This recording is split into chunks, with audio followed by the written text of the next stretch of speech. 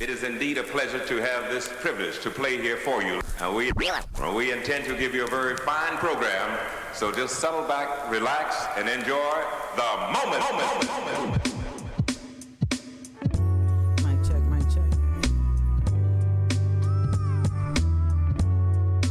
Hey, what's up, Denise? Good morning. Trying not to set myself up.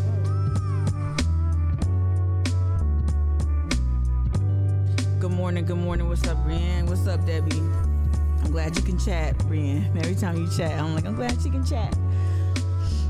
What up? Wanna hop into it. It's January 6th, 2022. Today marks the 1 year. Doesn't feel appropriate to call it an anniversary. I don't know however you refer to it, but it's been 1 year since we witnessed, as a country, as a collective, we witnessed another iteration, another version, another manifestation of violent white supremacy. One thing I thought about before I hopped on. One thing I thought about was, Mika, I told myself this. I said, Mika, don't oversimplify this. And I know I have a tendency sometimes, whether y'all acknowledge it or see it. What's up, Megzy? I have a tendency to, because I honor history, because I love history, because it's a personal area of interest of mine. I like to leverage history, of course. But what I like to do, sometimes I have a tendency to kind of oversimplify. I'm like, well, this happened before, so what do we expect? And I don't want to do that for a number of reasons. Of course, obvious oversimplification doesn't really inform anyone, doesn't really educate anyone. It sounds sanctimonious to be like, well, I read this back then, this happened during here. So I don't want to do that. But what I do want to do is, this is something I've been struggling with personally. The more that I grow out this platform, the more that my voice, that I really understand and establish my voice, the more, hey, first time chatter, what's up? The more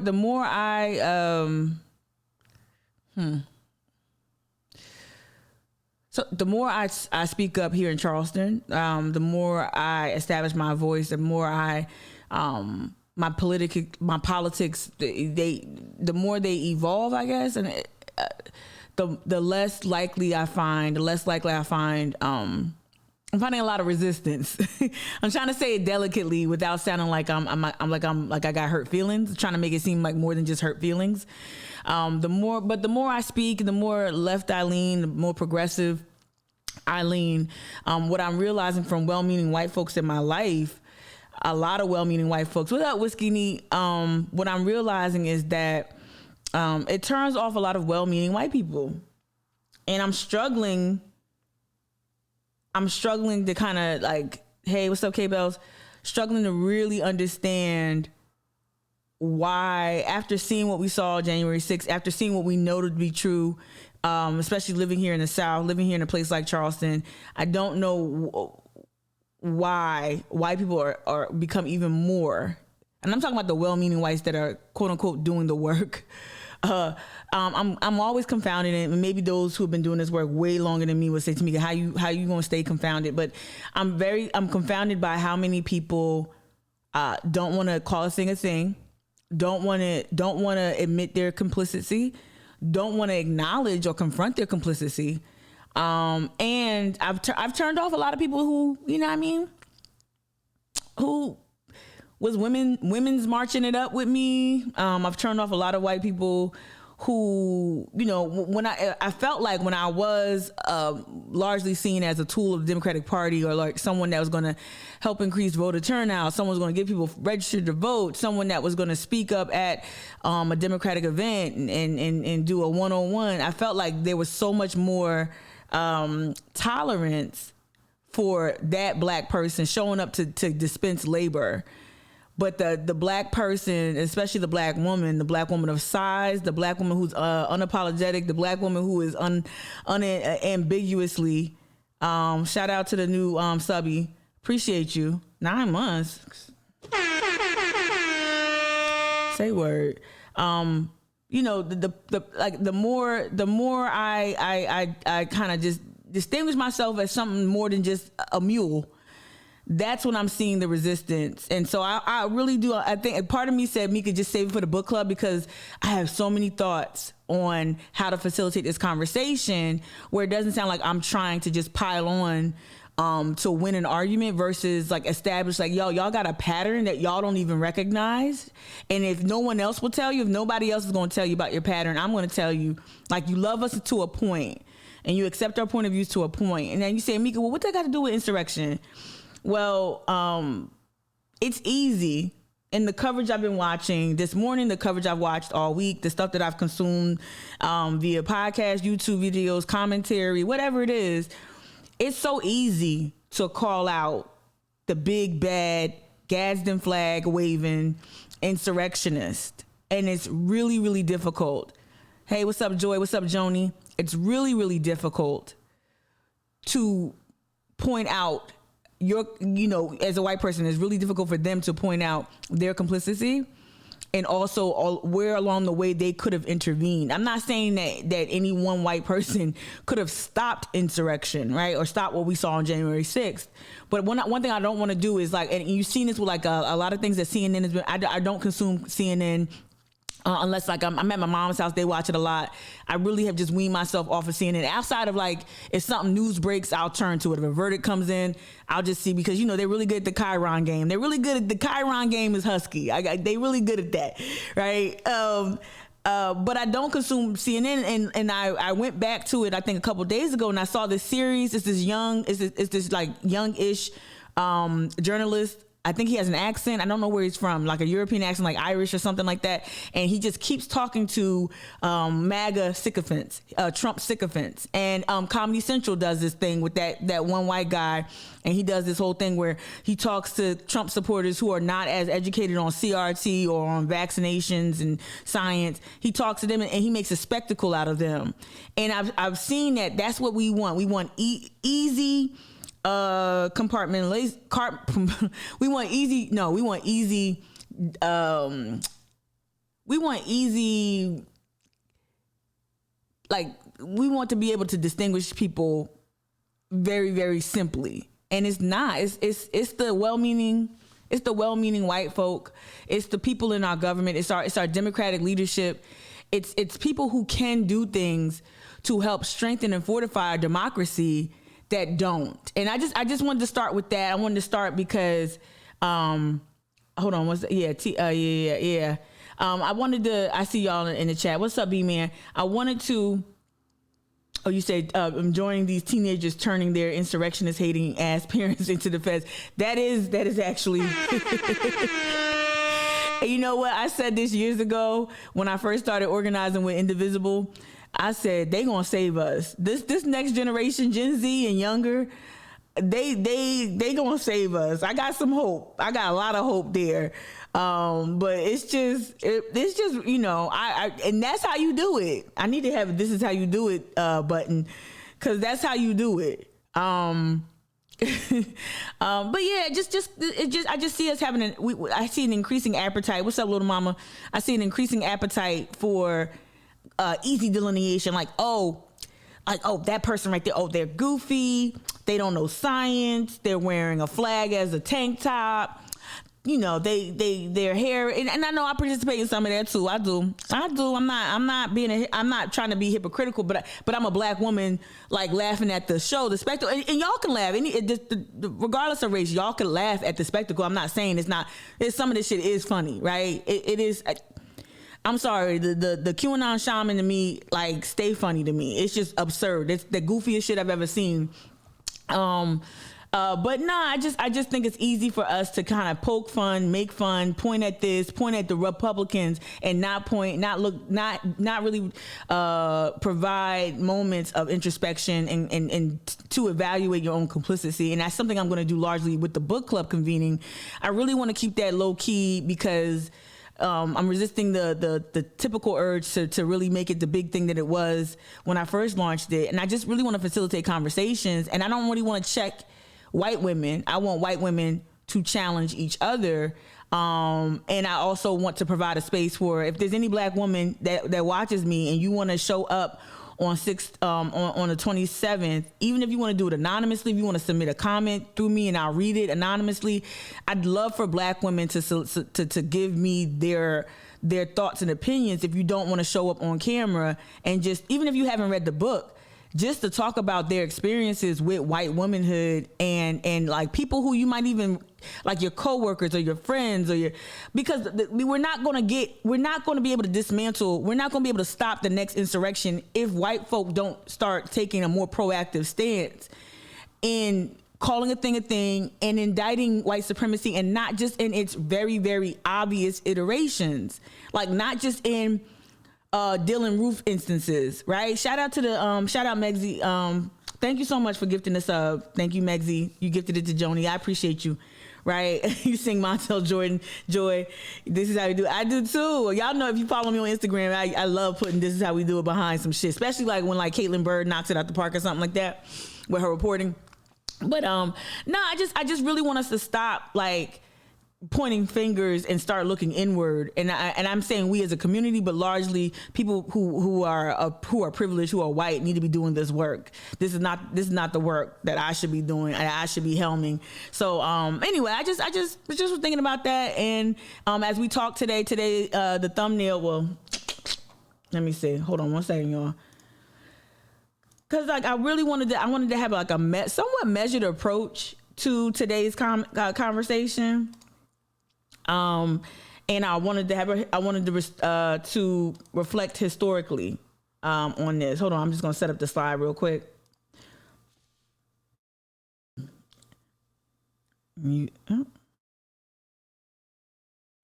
Okay. Oop, trying to use my dump button. I almost permanently muted myself. All right, here we go. Boom, bow. Done. Present. Flip that bitch. Oh, for those who joining me, hey, what's up? This is Mic'd Up with Mika. I'm Mika Gadsden. I am an area gadfly. I am a social irritant. I'm your favorite voice to unsubscribe to.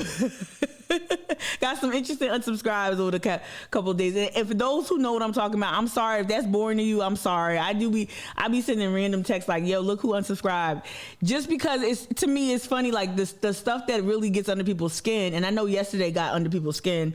And I really want y'all to eat y'all sea pickles. If y'all love sea pickles, I love sea pickles, right? But even in yesterday's conversation and bringing it to today's conversation, we got to start being more comfortable with saying, yeah, that's like, that was corny. Yeah. Call it out. Like, and you might be saying like, well, what's white supremacy? Like, instead of just like going after the violent white, because today is everybody. This is social justice layup line today. Today is a social justice layup line. This is where a lot of white folk gonna trot around the bases, and a lot of white folk gonna feel really like, well, I didn't participate in that. I'm not one of those. I'm a Republican, but I didn't do that. I didn't. There's gonna be a lot of that going on, and I'm like, pump your brakes. Pump your brakes. Pump your brakes. You got more work to do. If you feeling self-satisfied and sanctimonious as a white person because you didn't participate in that bullshit, think about the things you let slide. Think about that black girl at Urban Electric who said a thing and you didn't support because you didn't have the courage. You didn't even put a hand on her shoulder. Think about that complicity. Think about those times. And you might say, well, to me, that's just you being personal. Yeah, but the personal it informs everything else. Because I know the way I've been showing up for the last 40-some years, and the way I've been showing up in this body, with or without my political opinions, has always been challenged. My presence is always challenged and has transformed spaces and made things, really, I've been in a lot of hostile spaces, even before I was explicitly political. My presence, me taking up space, has always been overwrought. And I don't think white folk get the gravity of that. And it's less about, Cape for Mika. It's more about, what are you going to do when you're presented with these opportunities to actually, stand up against stand up against white supremacy in real time. And let me find her on let me say her name right. Shout out to the historian, professor. I got to get her on here. Ashley, let me find her right now. Ashley Lawrence Sanders. Shout out to Ashley Lawrence Sanders. Ashley Lawrence Sanders, and I probably pull up the tweet later because I did not research this intensely. But she posted on December 29th, she posted about the Secret Six, right? The Secret Six, these are the people who stood up against white who supported John Brown, right? White folk who stood up and proactively supported John Brown. And if you don't know who John Brown is, do your Googles and all that other stuff. But anyway, I just wanted to start there. Like, you got more work to do, not to make you feel bad or guilty either. It's not about guilt. It's not, and I think that's the response I'm getting. I think more recently, the tough conversations I've had offline, and looking at the trending of especially of like older white women who unsubscribe or unfollow me. I'm looking at, like, I guess, I don't know, I make people feel guilty. I've heard that. I've heard that I make people feel bad in the morning. I've heard that I was just too heavy.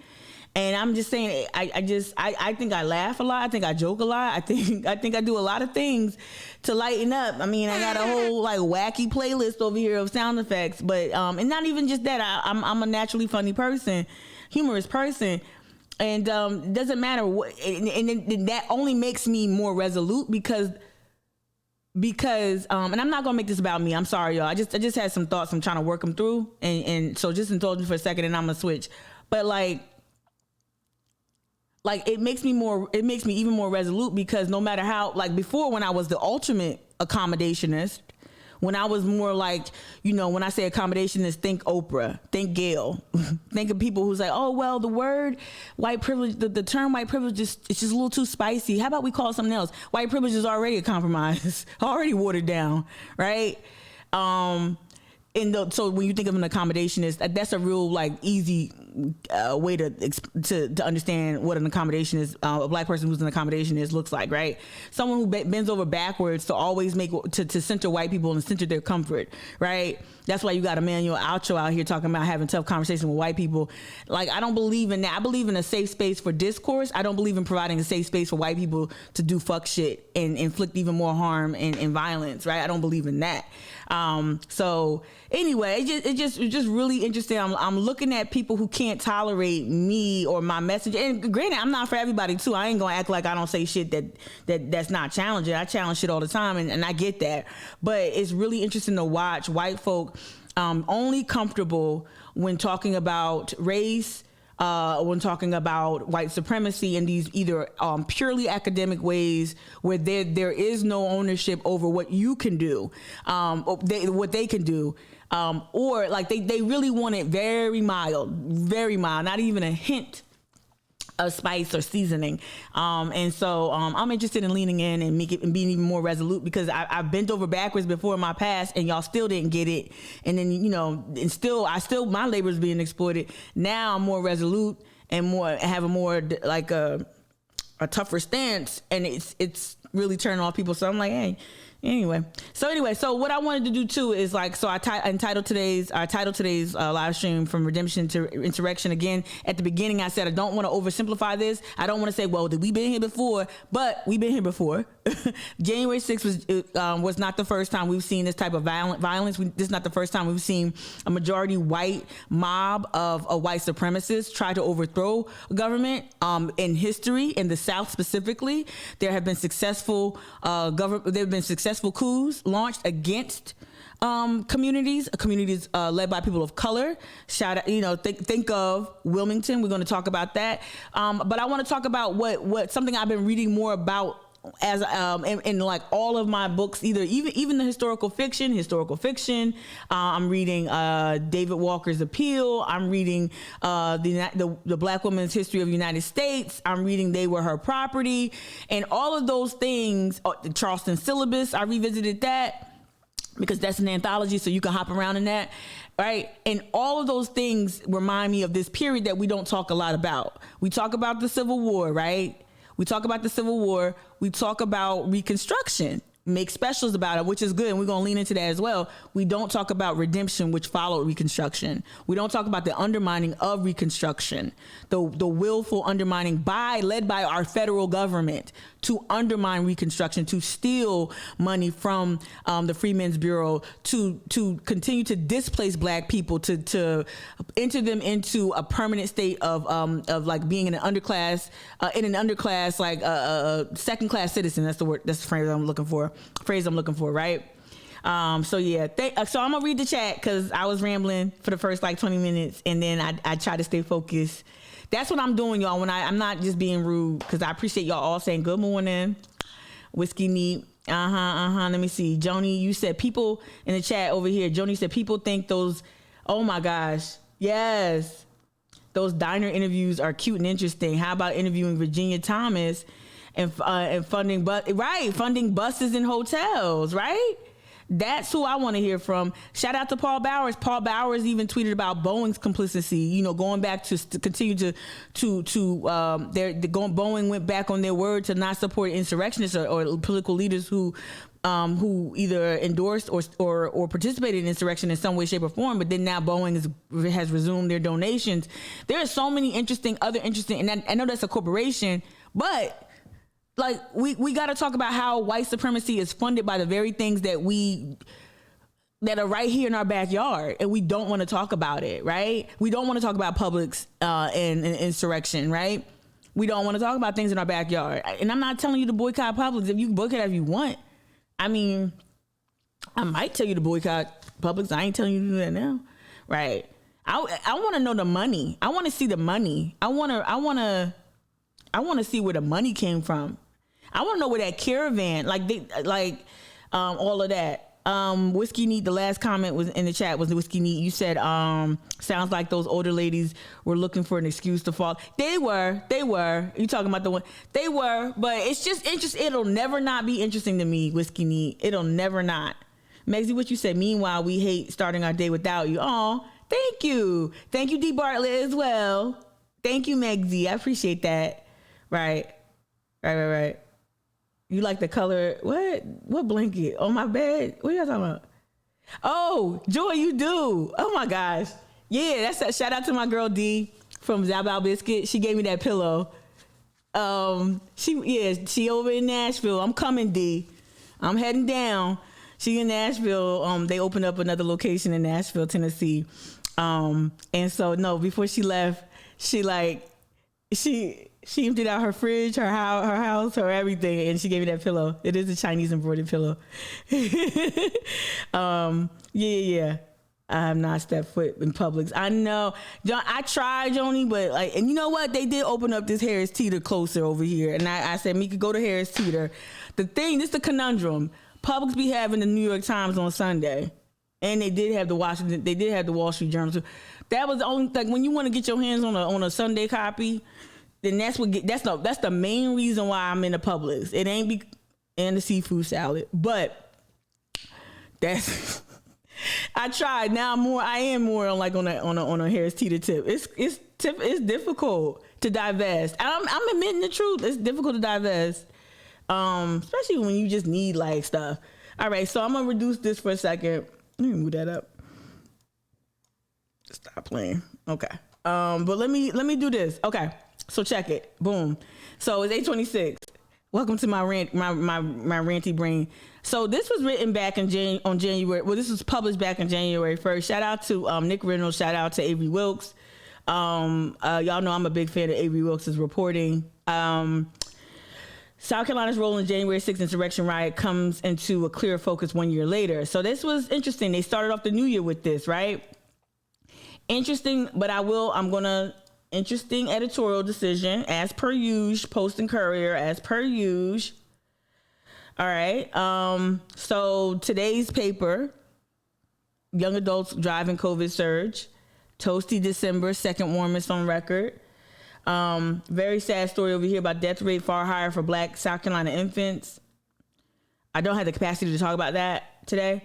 Also, a new lawsuit to keep the Calhoun Monument, I guess, wherever the fuck it is, but not let it go to LA, I'm sure. And then chef ambassadors stir up appreciation for local food. So you get what I'm... Now, did they dedicate... You look at the front pages of the Post and Courier, right? Did they dedicate... Let's go to January 1st. Let's go to January 1. Maybe that Avery Wilkes story was on the front page since it was... Right? Okay. So this was... So Avery Wilkes' piece... Happy New Year. COVID. Something to celebrate, the bowls and whatnot. Bill addresses this. Betty White dies.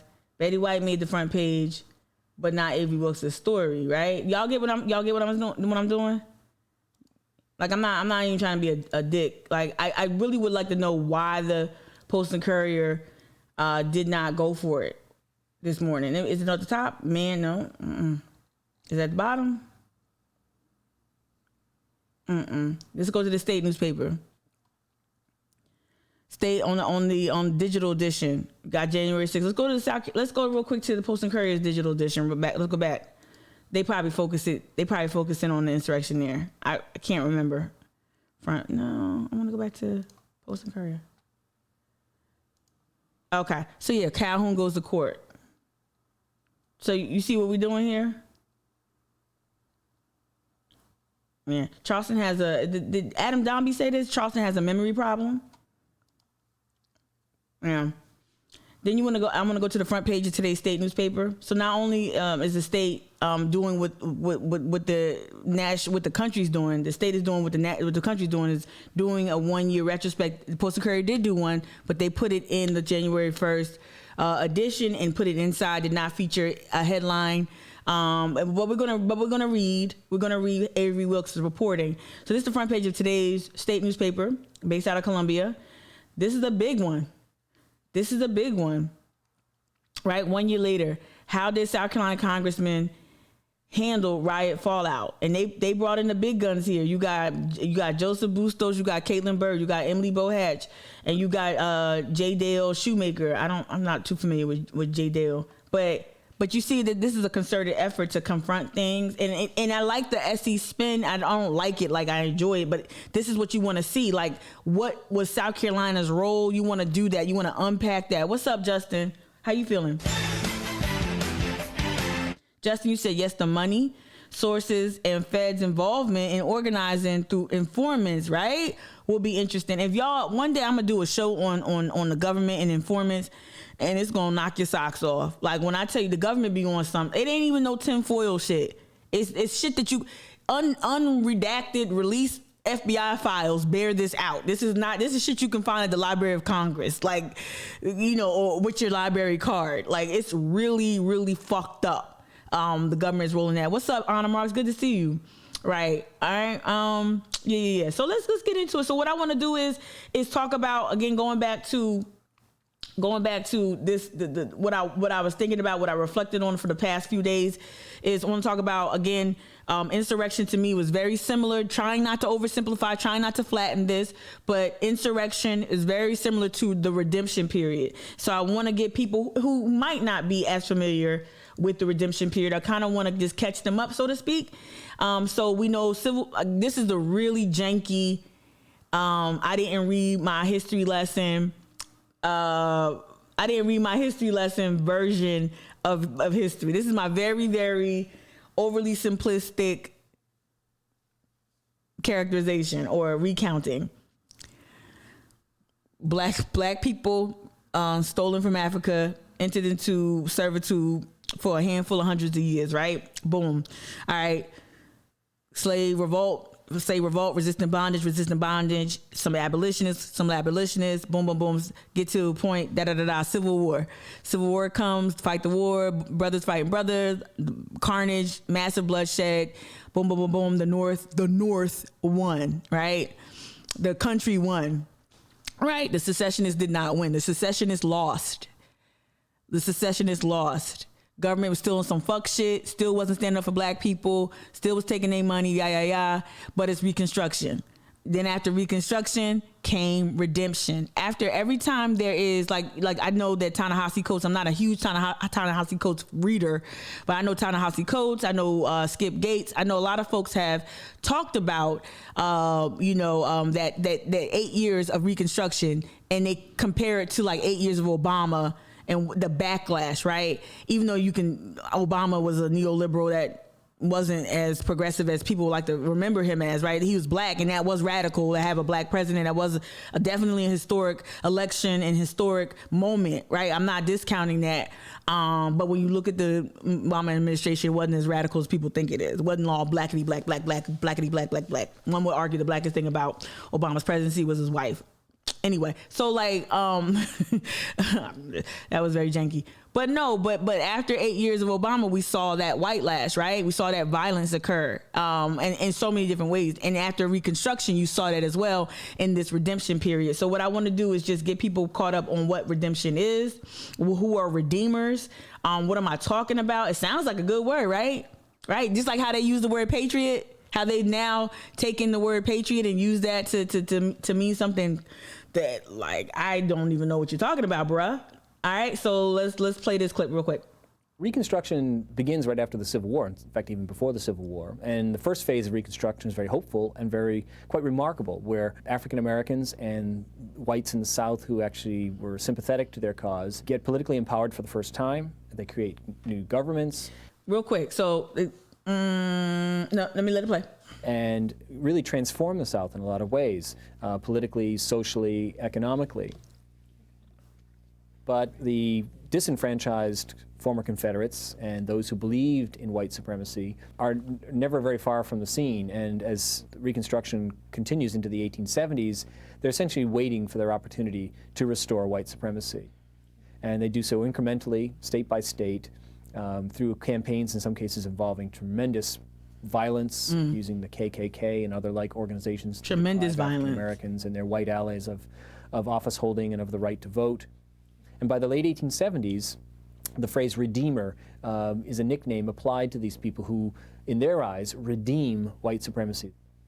They restore what is proper and what is good and what is the way that life ought to be, which is I want you to stay on that word restore. And I want you to think about the literal definition or etymology maybe or whatever of the word supremacy. Rule, much like it had existed before the Civil War. Slavery won't be reimposed, but a new white supremacist system will be reimposed where... Right, so listen to this. ...imposed, but a new white supremacist system will be reimposed where African Americans will be at the very bottom of the social, political, economic scale. And they won't be enslaved, but they will be treated in a very, very exploitive, very repressive manner. Right. So it was about putting white people back in a position of power and privilege. Now, I want you to think, right? I want you to think about who might have enabled that, or what that enabling might have looked like. I want you to think about, like, was the enabling all fire, brimstone, hoods, KKK, or was some of that being enabled by passivity, apathy, maybe people who enjoyed that type of brutal subjugation of black people? Maybe there's some people who enjoyed their station and they want white women, white men, white people, they wanted that life back. They wanted that standard of living back, right? Sometimes, again, we like to over dramatize, and maybe we create these caricatures of what white supremacy and white supremacists look like. And more often than not, they look like our legislators, they look like our nonprofit boards, our executives and whatnot. It doesn't look like hoods and, greasy haired old white men spitting tobacco and juice dripping down their throat. It's not that. And I'm going to keep reiterating that because I think it's important to not just create caricatures of the good and bad guy. And it's not just good and bad. There's a lot more of indifferent and apathetic people who let it all happen and figure out where they're going to stand. They make these calculations and figure out where they're going to stand once things settle. You would even argue that some of like the followers that I earned during the summer of 2020, they were also making a calculation. Well, this thing is really bad that happened on camera to this black man. I don't want to be anywhere near that perspective or that type of thought or that type of action and violence. I'm going to go over here, right? I'm going to go over here. But then when that side, like a side like me, starts saying, oh, no, you got some work to do to make sure that don't happen. I need you to do more. You'll start seeing that disconnect. Whenever you start, this happens in life. Whenever you ever like, okay, I'm gonna do another dating analogy, and I'm gonna not be so damn sloppy. You ever like date a person, and they really are uncomfortable with boundaries. Shout out Little Mama for teaching me, giving me a moment of meditation on boundaries. You ever date somebody who really hated boundaries? Like every time you try to draw a line, like yo, I gotta get up early in the morning. I don't really want to. No, let's stay up. Let's go out and let's have drinks. Or like you date somebody, and I'm trying to think of better boundaries than that. Like just someone like, oh, you know what? I don't want you to whatever the boundary is in the relationship, right? Right. And as soon as you start requiring shit, they act like it's the worst punishment on earth. Like they act like that's how I feel a lot of times when I'm doing this work. I impose one fucking thing, one requirement. And it's like, oh, the biggest inconvenience. You want me to think about my role? I'm sorry. I know I'm gonna stop beating this dead horse. I'm gonna stop. So here's the end of Reconstruction. Let's get to this. This is the end of Reconstruction. Again, we're gonna talk about the redemption period. So, this might not be a good, we'll see. Reconstruction was thought of as being really hard and a failure, and it wasn't. It was undermined by a lot of people who I think now in history we might look back at as heroes. When you found out some of y'all don't even know how greasy Abraham Lincoln was talking, during around the time of the Civil War. A lot of people don't know how greasy he was talking about black people. So, and what you're saying, well, Mika, that was a different time. People knew better. There's the history. Go read Ibram X. Kendi's oh my gosh. Go read Ibram X. Kendi's book. Oh my gosh, I'll figure it out. Brain fart. You'll realize real quick. Oh, people knew better. They just didn't do better. They knew better. They didn't do better. So Reconstruction was undermined by government, and it was allowed to fail, allowed to collapse the way it did. And in most instances, too, it was deliberately attacked by those who, quote unquote, won the war. Especially after Abraham Lincoln's assassination. Oh my God, what? You giving reparations to the slave owners? Like, what's going on?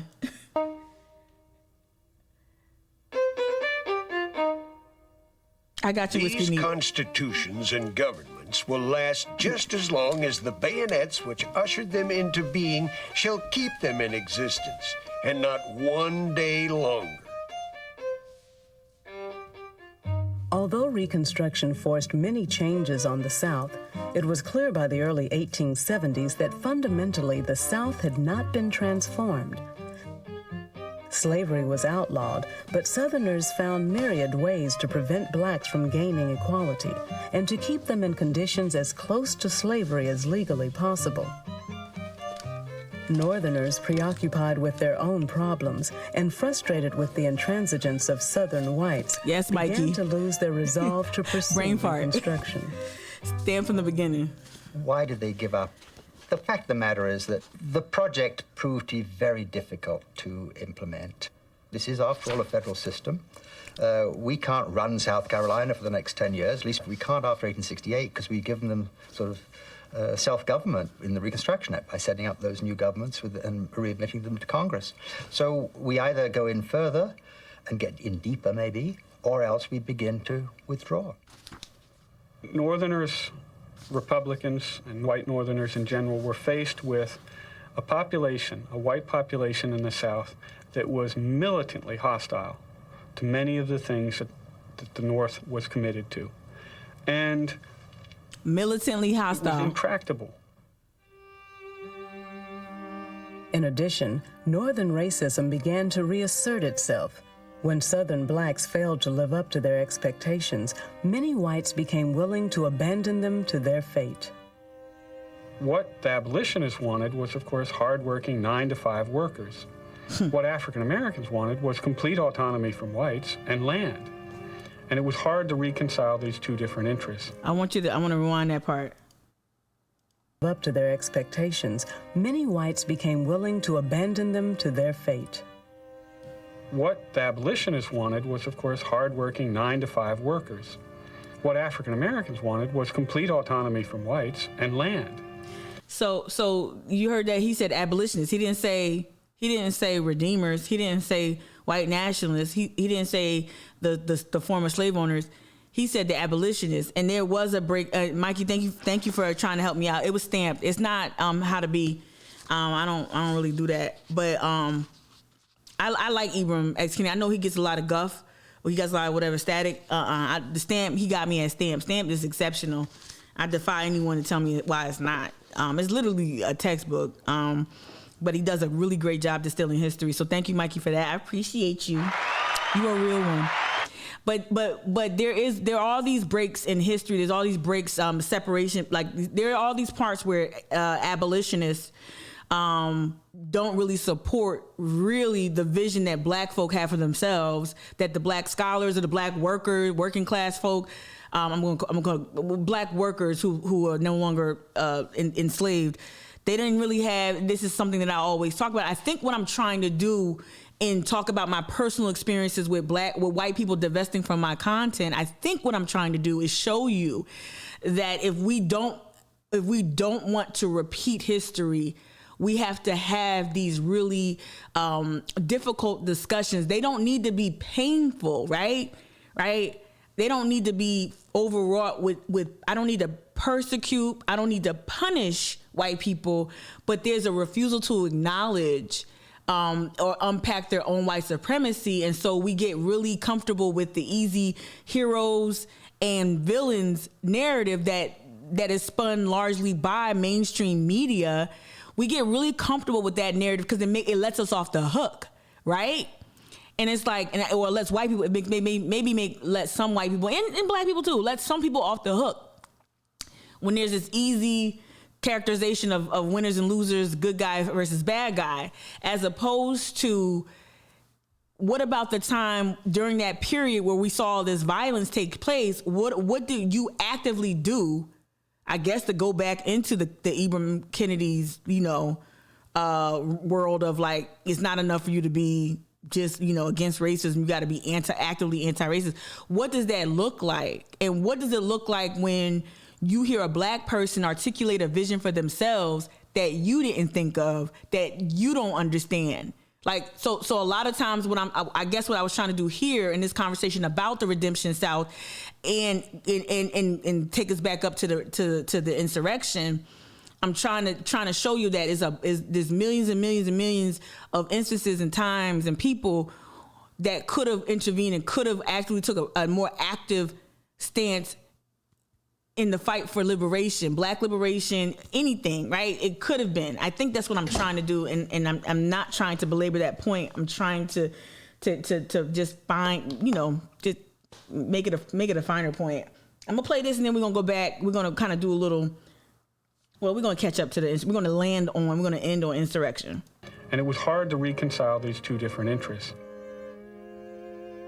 Meanwhile, election I'm gonna read your results comment across next the with South Whiskey in the Meat. mid-1870s showed the campaign of violence and coercion to be effective.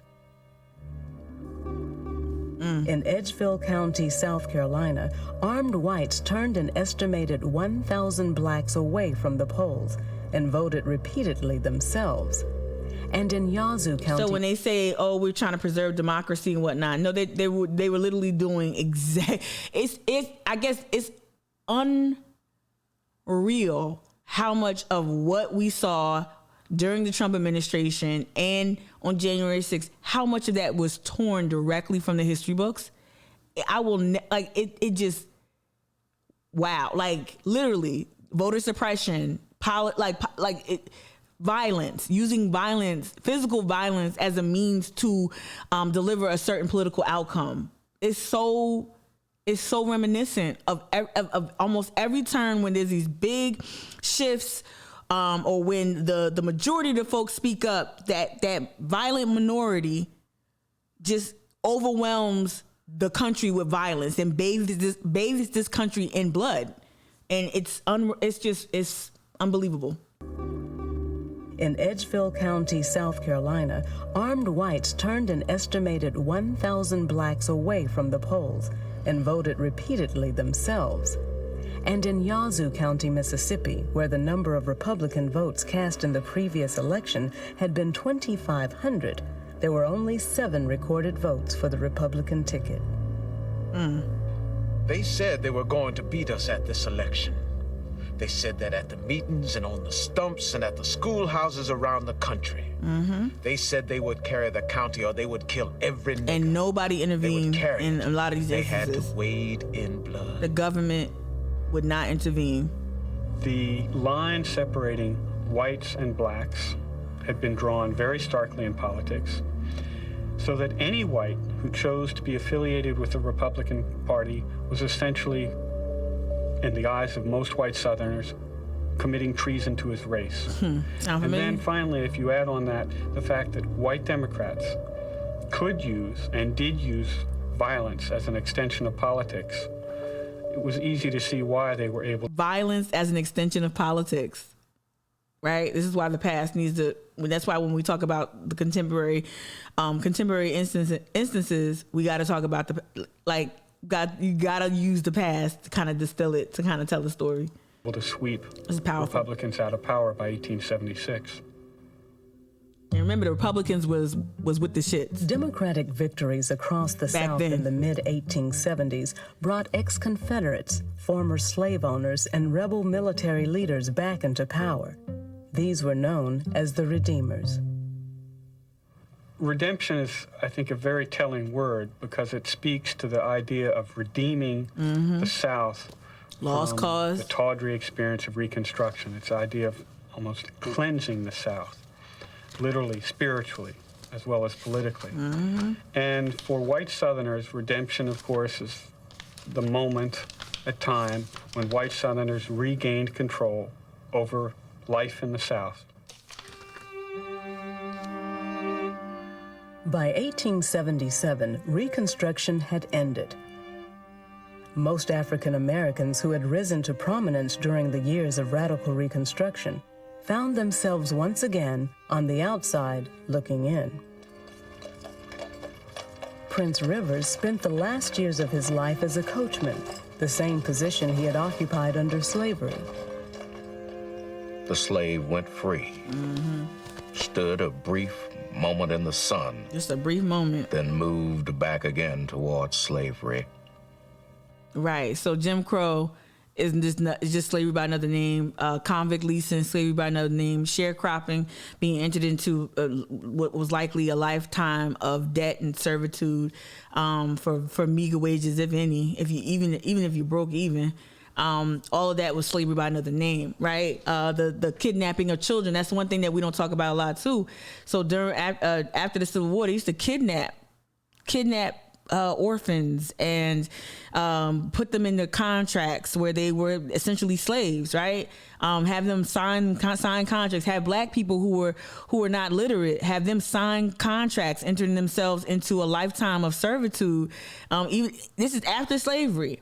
We don't talk about all this violence and carnage and orphaning kids on purpose, killing their parents so you can steal the children and enter them into a lifetime of servitude. Policies and ordinances that prohibited black people from being free. They had to be employed, literally creating laws saying you got to work, right? And like we saw earlier in this clip, black people had a vision of, hey, give us the land. We want to do for us what we did for the white man, what we did for white families, what we did to grow white wealth. We want that for ourselves. We want land so we can raise, our own crops, and we can raise our family and live off our land and sell our goods and wares. And we want that. And even abolitionists in some instances was like, nah, we really just need you to work. We want you to be, we helped you out so you can just occupy this, right? This very limited view of what Black autonomy should look like, right? Being heavily policed and monitored by well-meaning whites at that. It makes you think about the nonprofit industrial complex. All right, so this is the last clip I want to, not last clip, period, but the last like Reconstruction piece I want to play. About the redemption period, and then we're gonna hop back to the more contemporary. What's going on? How people are talking about resurrection? How people are talking about the insurrection on mainstream media, which I watched a good bit of this morning. I wanted to watch cable news this morning because I wanted to see what the narratives were. I see CNN then went all out, and they got, they acting like it's an inauguration. Even I know Joe Biden, that address and all that is big news, but CNN is really like so goofy. But so I wanted to play this one more just to drive home what redemption is. And again, I am holding up the redemption period, the bloody, violent redemption period, holding it up against where we're at right now, where I think I heard this morning on MSNBC that 40%, was it 40 fucking percent? I had to curse there, y'all. 40% of Republicans support, like, all right, let me see, insurrection. I'm just going to put this in. Not 40% were insurrectionists, but right here. The Hill published this. 4 in 10. 4 in 10. 4 in 10. Did I say 40%? Excuse me. All right. It says, roughly 40%. Damn, the Hill, y'all want y'all money. I get it. Damn, with the ads. You can't. And then you try to close it. Anyway, so this is how the Hill make it. I guess if I make it smaller, it'd be easier to do that. So 4 in 10 Republican voters approve of January 6th. What? No, that's not it. Sorry, y'all. Hold on. That's 4 days ago. No.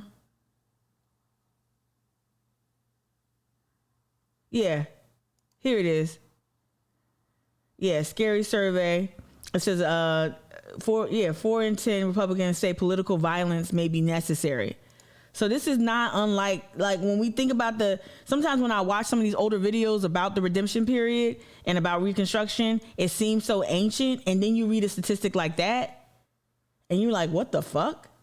Like, you really believe that you feel justified, and that's largely similar to what the rationale that people employ, and that's why I got up to get stamped, because there's certain parts about Reconstruction that I took copious notes. It looks like, about South Carolina Reconstruction and all that other stuff, about the response there, the attitudes there. But I want to play this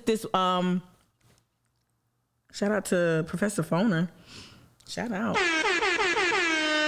Like one of the leading voices on Reconstruction and the redemption period. So here we go. We're going to play this. So how does this historical process after Reconstruction play out? The new rulers of the South, after 1876, 1877, called themselves the Redeemers.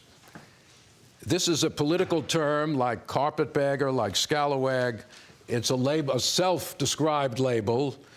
It has a quasi-religious tone to it. The Redeemers, the people who redeemed or saved the South from Reconstruction, from carpetbaggers, and from what they called black supremacy. Sound familiar? The sort of classic. Remember when Trump and the FBI, was it the FBI came out with black? No, it was what's the little Keebler elf looking dude? Beauregard Kate McKinnon always played him. Oh my God, the senator from Alabama. Oh gosh, I do this all the time. Brain fart. Y'all know who I'm talking about. How when he came up with black identity extremists, like you just made up shit. Black identity extremists. And so they used to call black people who fought for their rights black extremists, black supremacists. I want to read the comments that I said I was going to read and didn't read. Whiskey Neat, you said a comment a while ago. You said consequences and actions, most notably and visibly over the last 4 to 5 years, when I see the American flag on display as a prop, your first reaction is to assume person is a patriot, right? Right, a racist, white supremacist, hateful. It's true. It really has changed. Like the way whenever I see a flag, I'm looking for, like on trucks and stuff like that, I'm looking for the other bumper stickers. I'm looking for 3%ers. I'm looking for Proud Boys. I'm looking for the Punisher. I'm looking for Thin Blue Line. I'm looking for all, and usually you'll find that. You'll find a lot of that. The American flag is definitely taking on a different meaning. I think it's, for black people, it's always been a complicated symbol for us. Always. I know that the 1619 Project makes an argument that black people should be the most patriotic people in the country because we built this shit. Like our ancestors, our foremothers and forefathers built this country. We're exploited. I kind of wrestle with that. I get that. But it's so hard to embrace a country that's continuously, I guess your views of patriotism should not just be limited to what history has done to us as a collective. It should extend further than that, right? That's what patriotism should be. It's like this pride in your country, in your community. But it's hard to feel pride when so many representatives have let you down. So many people who help govern, our country have let us down since day one. It's really difficult. So that flag does definitely send off red flags, unfortunately. Justin, you said something earlier in the chat. You said, speaking of racists hanging out in the White House offices, President Biden is now coming to the, did he come? Did he already cut? Oh, oh, you talking about their coverage, CNN's coverage? That's what, so stupid. That was funny. I think that's what you meant. That book is taking you, let me tell you something, Brienne, stamp will take you a minute. Let me tell you what okay, so full disclosure, I was asked to join the Itinerant Literates. They had a book club discussion on this during the summer of 2020. And I played myself. I just kept reading like chapter 1. I'm like, I'll get to it. And then it was like 5 days to that. I'm like, girl. And when I tell you, I had to put Audible on, put it on a higher speed, then sit with a pen. This is how I read, because I got like somebody's ADHD or something. And I had to literally I have to underline when I read. I don't want it just to speak to me. I want to read it because I want to take notes and I want to dog ear the pages. It took me forever. This book is husky. And then you be wanting to go back and read it again. And I get off the phone and tell somebody what you just read. That's usually how I do. I'm like, did you know? Dude. No, don't see yourself out, Joseph. I like your joke. Me and you got the same, we got the same sense of humor. But anyway, Stamp, I digress. Right. Recent poll support. Yeah, your comment, 40% plus United States don't believe Biden legitimately won. That's bananas. That's a lot of people, y'all. That's millions and millions of people. All right, let's go ahead and let's button up redemption. Well, we're not going to button it up, but we're going to put a point on it. Work on them long ago by the great historian C. Vann Woodward, Origins of the New South, made the point that the Redeemers were, although they talked about restoring the Old South, actually that's not what they were doing in many ways. They were much more business-oriented. They were much more interested in economic development. They did not just want to go back to the old agrarian society. These governments did try to get rid of many of the policies of Reconstruction governments, particularly they cut government expenditures to the bone, particularly education, which was one of the main achievements of Reconstruction. Spending on education was cut almost to nothing in the South.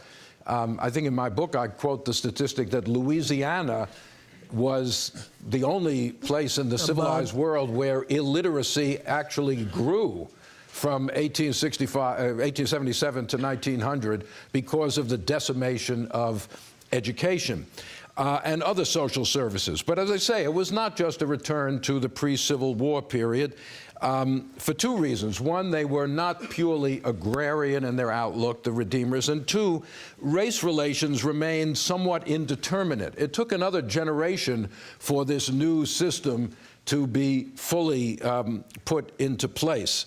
African Americans continued to vote in many parts of the South, particularly in the Upper South.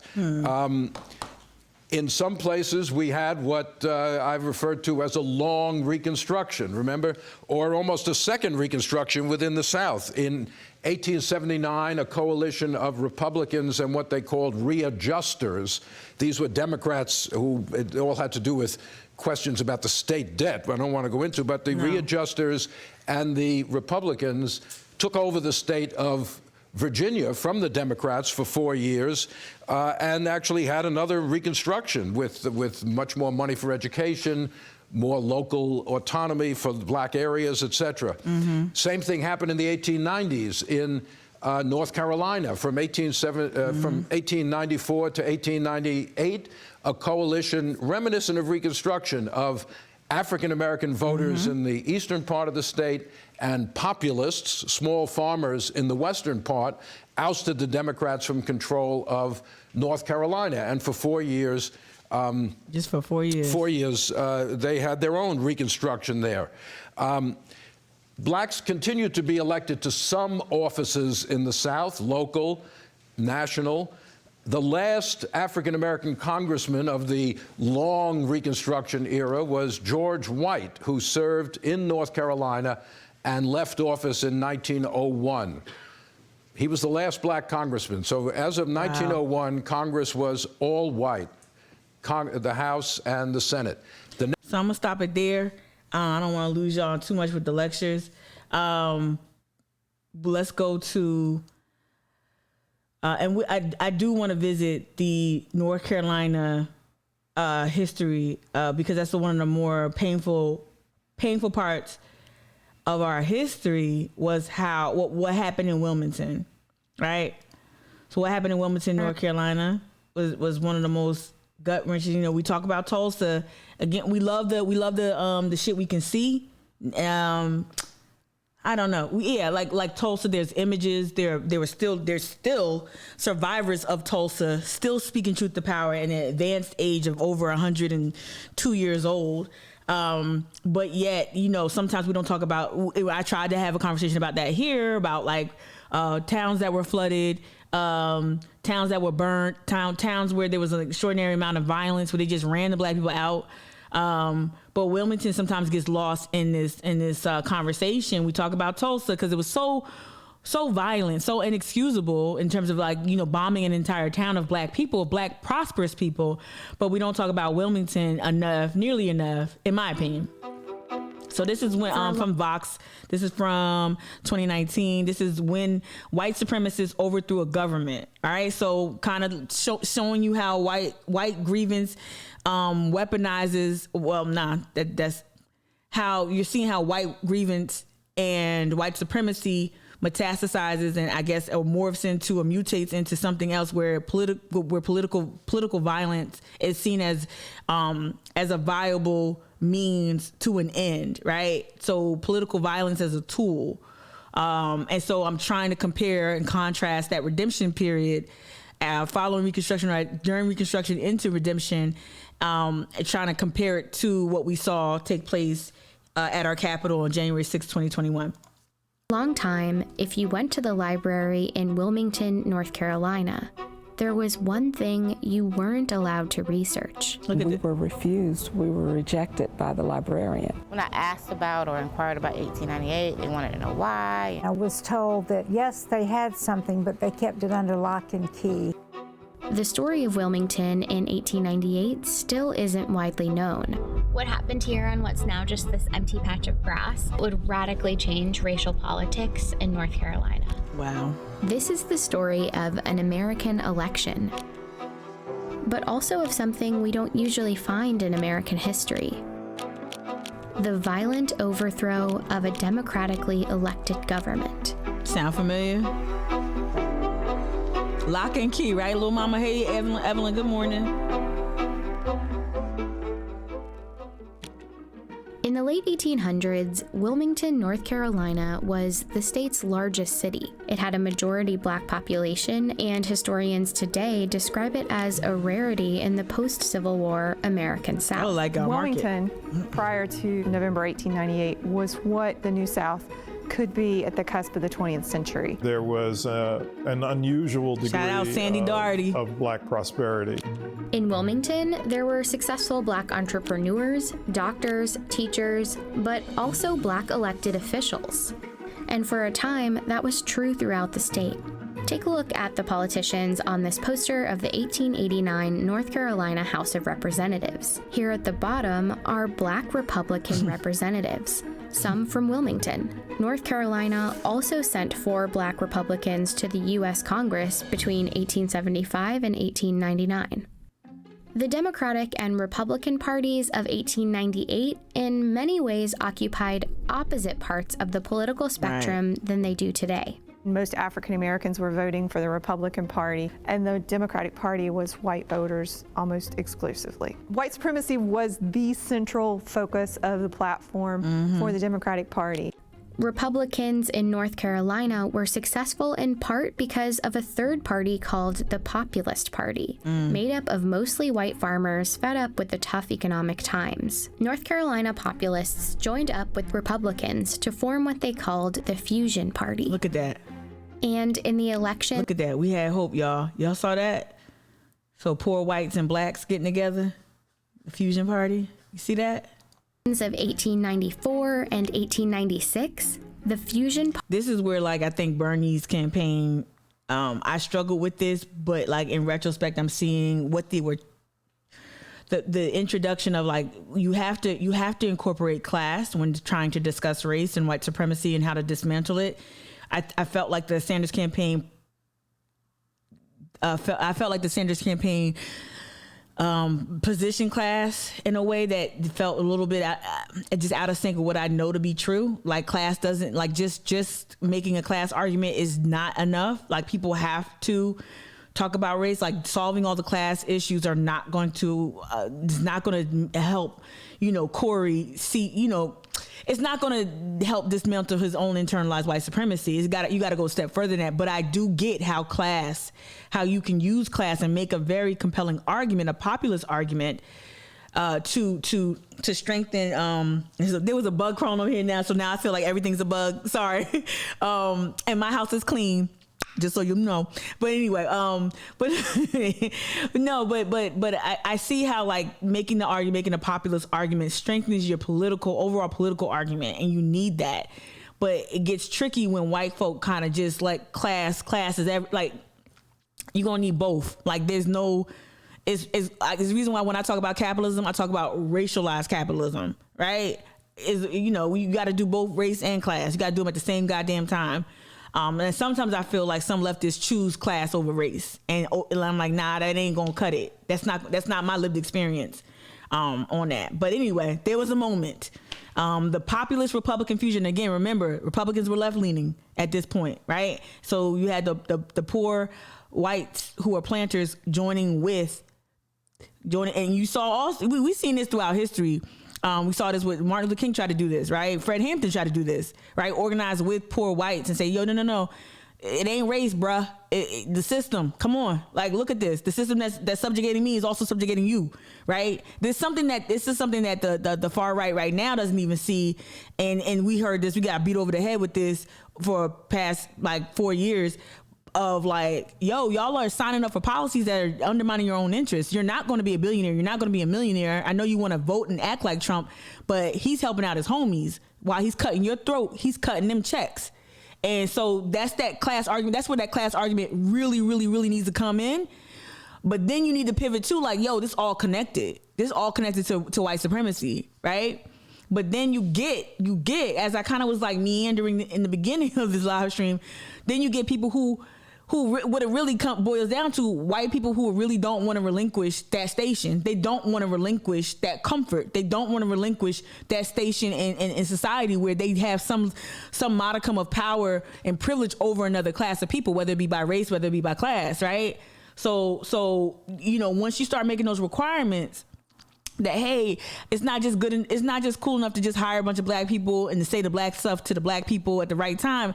You actively have to make sure that your politics are in line in a way that helps change. Let me see what the chat is saying real quick. Oh boy, Justin said, oh boy. Brienne, you said you read somewhere that the biggest triumph of the federal government was convincing lower class whites. Now listen. Was convincing lower class whites. Now listen. They were better than blacks, therefore keeping them voting and advocating for rich planners. Absolutely. Voting against their own interest, Brienne, for sure. Right. Party defeated the Democrats in sweeping victories statewide. That meant North Carolina now had a government that shared power between black and white politicians, including a newly elected Republican governor. Together, they moved towards reforms that would favor black Americans and working class whites. This was something that the Democratic Party folks were simply not going to accept. A multiracial government wasn't just a disappointment for Democrats. Look at that. It was more like a humiliation. They needed a plan to take back control of the state in the next election. So party leaders like Furnifold Simmons, future U.S. Senator, Charles Aycock, future North Carolina governor, and this man, Alfred Moore Waddell, came up with one: to beat the Fusion Party by luring white populist voters away from their alliance with black voters. Wilmington, with a large black population and a local fusion government in power, would be a focus of their campaign. The state Democratic Party handbook for 1898 laid out their goal: consolidate the white vote by stoking white anger and resentment. There you go. It said, this is a white man's country, and white men must control and govern it. Their most effective tool was the media. One of North Carolina's biggest newspapers was a... What?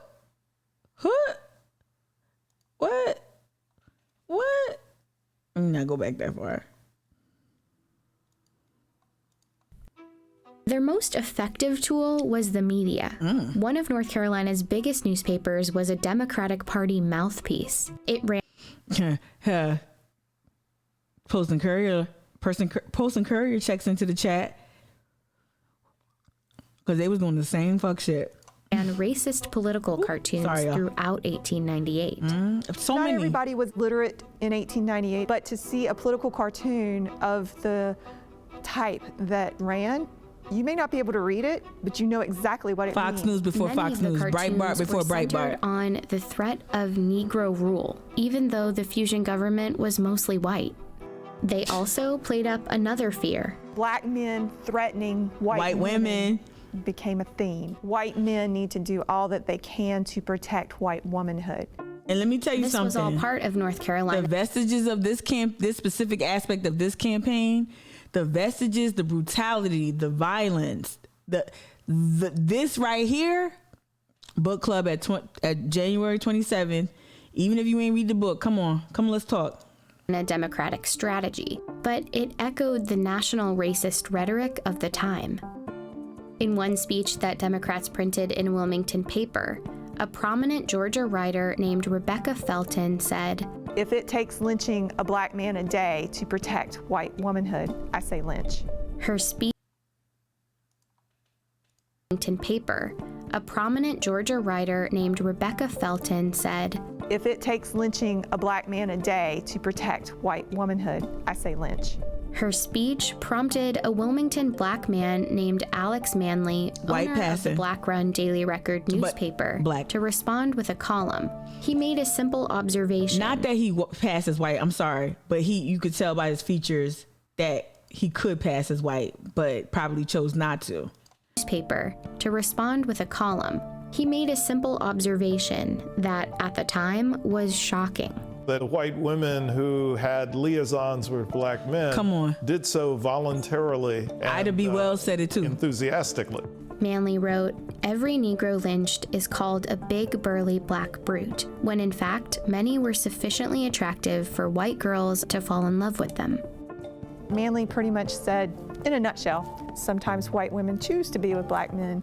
Manley's editorial became another tool for Democrats. Newspapers reprinted it, called it a horrid slander, and ran comments about it on a daily basis. It was just a few months before the election, and white voters were angry. By the time the election rolls around on November, I'm telling y'all, you can't understand insurrection or January 6, 2021 without understanding your own history, your own country, your own state, the South's history, and these campaigns that have not been cast aside. Like, they still employ the same bullshit. There's still the black brute. There's still the black monkey. There's still all of this stuff they used to call us in Birth of a Nation and shit. And that they still shit. Catherine Dennis is like, that's one of the reasons why I was like so apoplectic about, not to bring up the bullshit ass Southern charm, but like that's the one thing that got me mad was that, like, for the black people, I'm like, bitch, you know how violent, how deep this shit is, steep. To be like you up here acting like, oh, okay, well, 40,000 new followers or 100,000 new followers is worth it. Like, you crazy how deep this shit hit me? Like on an ancestral level, like. Because when you study Reconstruction, you study redemption period. The redemption is you learn like, damn, we still using these tropes. We still, talking about black people of color being rapists. They're coming for your women. They're coming for your kids. They're coming from the gays. Like we still doing that? Yeah, we are.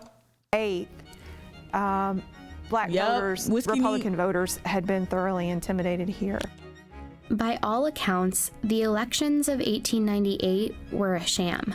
The Democratic Party had a paramilitary group called the Red Shirts. They attacked and blocked black residents from voting. At a rally just before the election, Alfred Moore Waddell provoked the crowds. He said, "Negro office holding ought at once and forever be brought to an end, even if we have to choke the current of the Cape Fear River with carcasses." Oh my God. The votes were counted and the Democrats won. Democratic candidates won every seat they had a candidate up for election in. But some local fusionist politicians remained in power because their seats hadn't been up for re-election, like the white Republican mayor and the Board of Aldermen. And of course, the election did nothing to undo the economic power black folks held in the city. The Democrats had won the election, but their goal of total white supremacist control remained out of reach. And so they engineered what was essentially a coup d'etat. Yeah. The day after the election, at a gathering for white men, why I thought this was also instructive before I get into the contemporary insurrectionist memory and we read Avery Wilkes' reporting in a little bit of the state. Why I thought this was so meaningful and so important to share this morning. Not just because y'all have pointed out, and I appreciate you, Evelyn and Lil Mama and Brienne and everyone, Whiskey Neat, for really kind of seeing like the through line, from the past to the present. But I thought it was really, really important because also you see how they condition white folks over time with this very, very aggressive and this aggressive campaign through the media, how they started to change the facts, right? Overtly lie, omit, propaganda, just write and print propaganda and a lot of all this other stuff, right? And how people just started to like, okay, take it as truth, take it as acceptance. Like I had a grandmother, and no, my great aunt, but I think my grandmother did too. But no, my grandmother, my mom's mom was a big newspaper reader. Like a big one. My mom told me that like later. I didn't learn that till my 30s.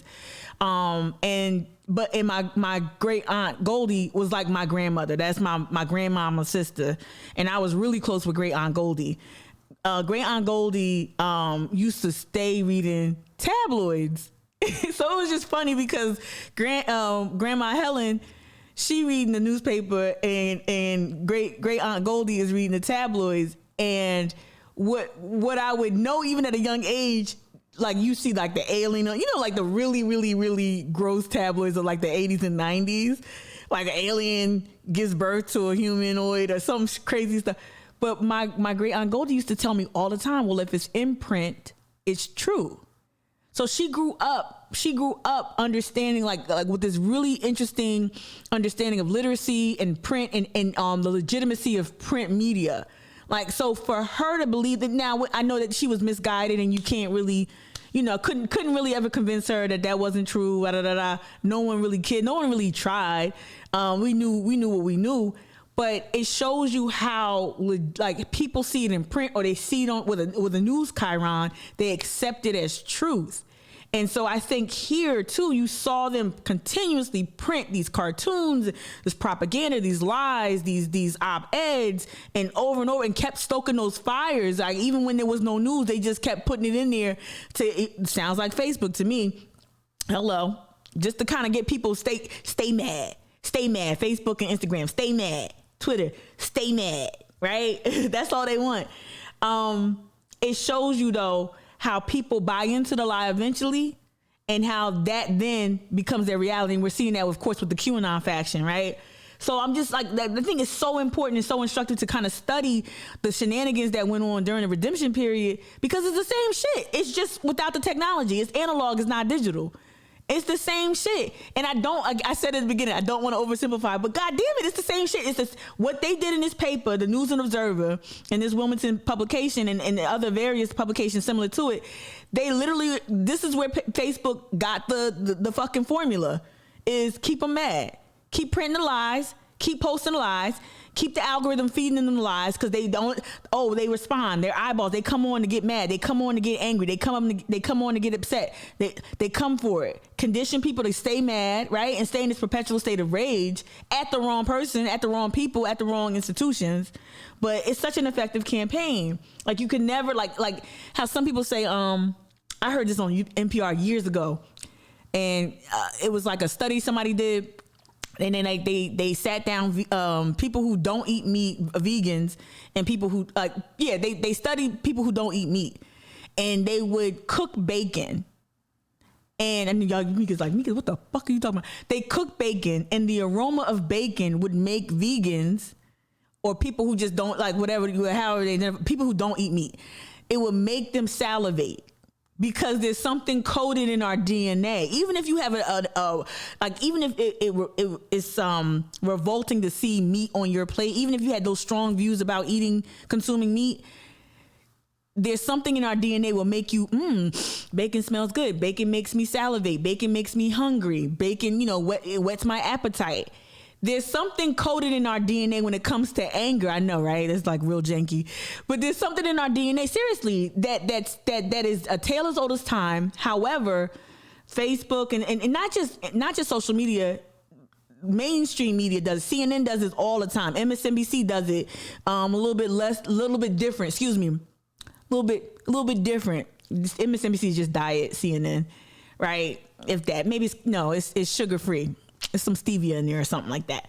So, but like they've hacked that code within us. They're able to hack that code, that genetic code that gets us to respond. Like, that will never go away. I don't think that will ever go away. Even as we evolve, there's something going to be in us to where we respond to anger with anger, or where we have a specific response to things that really frighten us. And it creates these paranoid expressions of violence.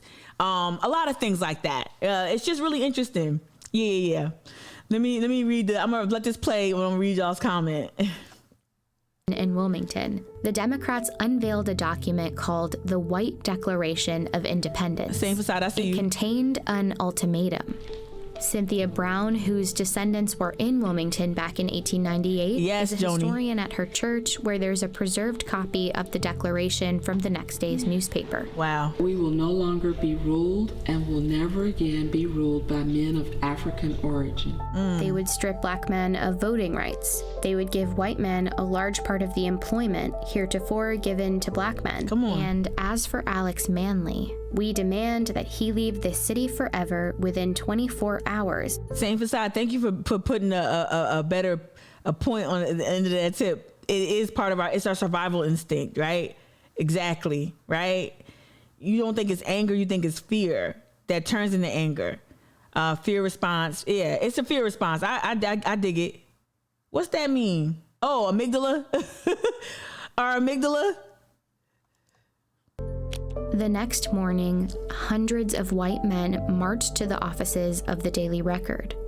Manley was gone. He had fled to save his own life.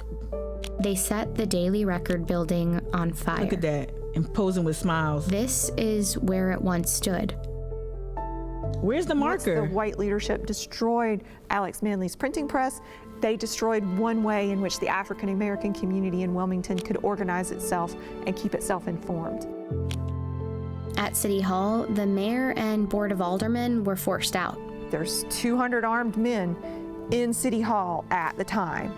They didn't do 200 armed men at City Hall. Think about all these the armed men who took over like government buildings in Michigan that went on to participate in insurrection. Think about the December 6th rally in Charleston, led by KKK Corey Allen and Bear Spray Tyler Bessinger. Think about those idiots parading up and down the streets of Charleston in December, likely armed with the Proud Boys in an armored vehicle for sure, down the street or all around the four corners of law and all that bullshit that then went on to participate in insurrection. Like how the use of violence, the Lightfoot militia descending on the battery to protect neo-Confederate white supremacists with weapons. Al Cannon showing up with a gun, trying to intimidate people with a weapon. Like, just think about all those times where the use of violence or the right to bear arms was weaponized against black people trying to gain access to democracy and trying to participate in democracy, and also just trying to live their lives. Do it of their own free will. And as they resigned, a new member selected by the Democratic Party was voted into office. Waddell, who once threatened to fill the Cape Fear River with black bodies, was the new mayor of Wilmington. That's crazy. Meanwhile, the mob had grown to about 2,000 men, and the violence spilled into the streets. I can't find In these photos, X's mark where the first black residents were killed. The stories are that they were dumped into the river. Oh my God. And there are varying stories about how many people were killed. I see 40 to 60 clearly. I see you, Mikey. Fatalities as a result of the violence, but I think it was higher. Many black residents hid for days in the swamps and the wooded cemeteries in the city, including Cynthia's great-grandmother. And thousands of other residents fled Wilmington, never to return. This not a lighthearted story, but it might sound a little lighthearted, but it's not when you think about it.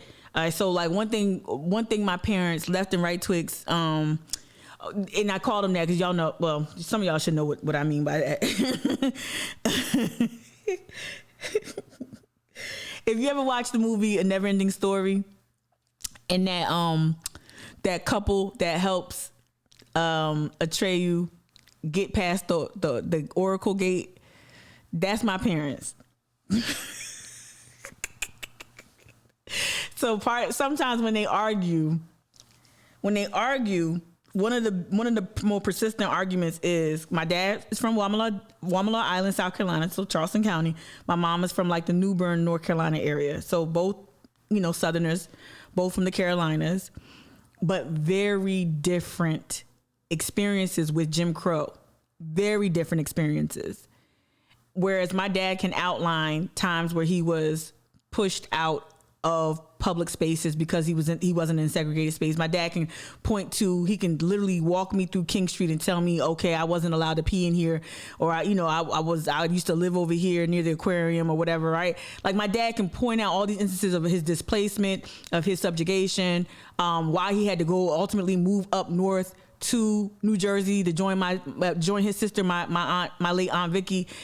My mom, when presented with an opportunity to integrate she and her family was like, nah, I'm staying with the black kids in the black school in this rural, really insulated pocket. But one thing my mom does recollect is when the Klan would come to town, and she didn't see it because they made sure to stay close to home in a place that was all black, where the Klan wasn't going to come to. The Klan was going to come like to New Bern or whatever. But the drill that blacks had to to do, like this drill, right? Basically to survive, to sidestep any chance that they would be hurt by the Klan. They had a plan. They had to stay home. They had to find someplace safe to go. And so, like, I'm always reminded by my mom's stories and like by my dad and my mom's arguments about who was busting when and how the busting went down and as I'm listening to them argue, you do just pick up on these stories of like, I'm like, Mom, that was a survival story. She doesn't look at it that way. It was just a Tuesday, I guess, in the South. But they both went up north because, shit was hot, right? Jim Crow was not a fucking picnic. But it's just, this story right here, these riot refugees, people going, maroonage, black maroonage, people going into the swamps, trying to escape white supremacist violence. Surviving in the swamps, that'll always be, the Great Dismal Swamp, that'll always be a very, very amazing story in our history. Like, we don't even talk enough about how many black people just stayed up in swamps with indigenous populations and just evaded slavery by creating homes in the literal fucking swamps, with camouflage gates and all that other stuff. But black people literally had to run for their lives. And this is a story that touches me because my mom is telling me about how she had to, run for safety and stay home and come up with a plan and what you would and wouldn't do as someone living through Jim Crow. It's crazy. In the chat, let me see. 2K men, but they said no, there ain't no 2K. Even that lady said nah, it had to be more than that, right? Same facade. You said your mother is the same way with Mount Pleasant. Stayed insulated pocket of black people in Mount Pleasant. Absolutely, yep. And you said your grandparents had several guns they were supposed to. Yep, they weren't supposed to have. Right? And we forget that black people wasn't allowed to have guns. Right? Mm-hmm. It was please, like, not please, but like, definitely black people in protecting their homes. And let me let it play. This is so sad, just so sad. Let me rewind it because I paused it for a long time. This is crazy. First black residents were killed. The stories are that they were dumped into the river, and there are varying stories about how many people were killed. I see 40 to 60 clearly as fatalities as a result of the violence, but I think it was higher. That number was higher. Many black residents hid for days in the swamps and the wooded cemeteries in the city, including Cynthia's great-grandmother. And thousands of other residents fled Wilmington, never to return. Shortly afterward, Democrats printed booklets celebrating a glorious victory, and in the newspapers depicted black residents as the instigators. Sound familiar? This image is a gross misrepresentation of what actually happened. That's why they don't want you to learn your history. What you see is African American men with guns, not white men with machine guns.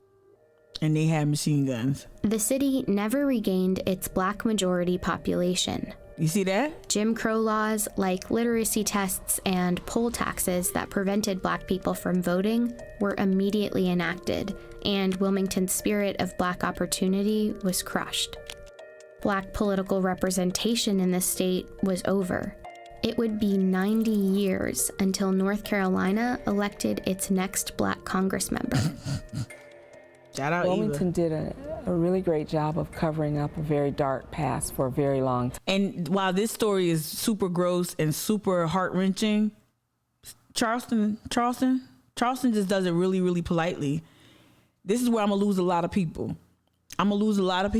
Maybe some of y'all.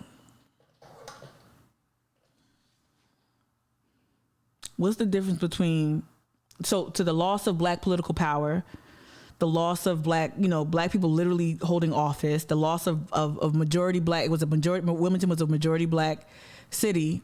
They not only lost that, they lost power, they lost land. What's the difference between that? The difference between that and Joe Riley's policies over 40 years. The difference is he didn't use bloodshed. He didn't use violence. The difference is he would sidle up to black people. He would hire a lot of black people for the city in certain jobs and whatever. But the outcomes were kind of similar, huh?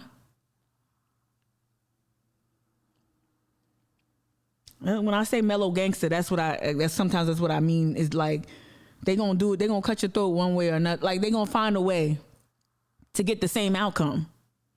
Less black political power, less black political presence, less black political expression, black displacement, poverty. What's the difference? One used the gun, one used the pen. Time. Over the years, the textbooks on North Carolina's history have struggled to accurately describe what happened in 1898. Smooth criminal. This one from 1933 says the situation was gangster with unfortunate rhythm for both races. And this one from 1978 doesn't have that much more detail. But they both praise Charles Aycock, a politician who helped perpetrate the riot. They say he had a keen mind and a kind heart, and that, in fact, he was one of the best friends that the colored people had in the state. Like Joe Riley. It's a legacy that North Carolina has yet to fully undo. The names of the perpetrators are on Wilmington's school buildings and city park. So K-Bells, you gonna need to...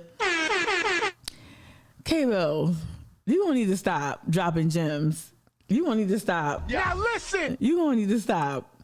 Cause that's exactly, and people don't understand, like, this is what the Bucker don't get. Like, we peep game. We know what you're doing. Like, even if there's some black people who just want to keep their job, I get it. Keep them benefits.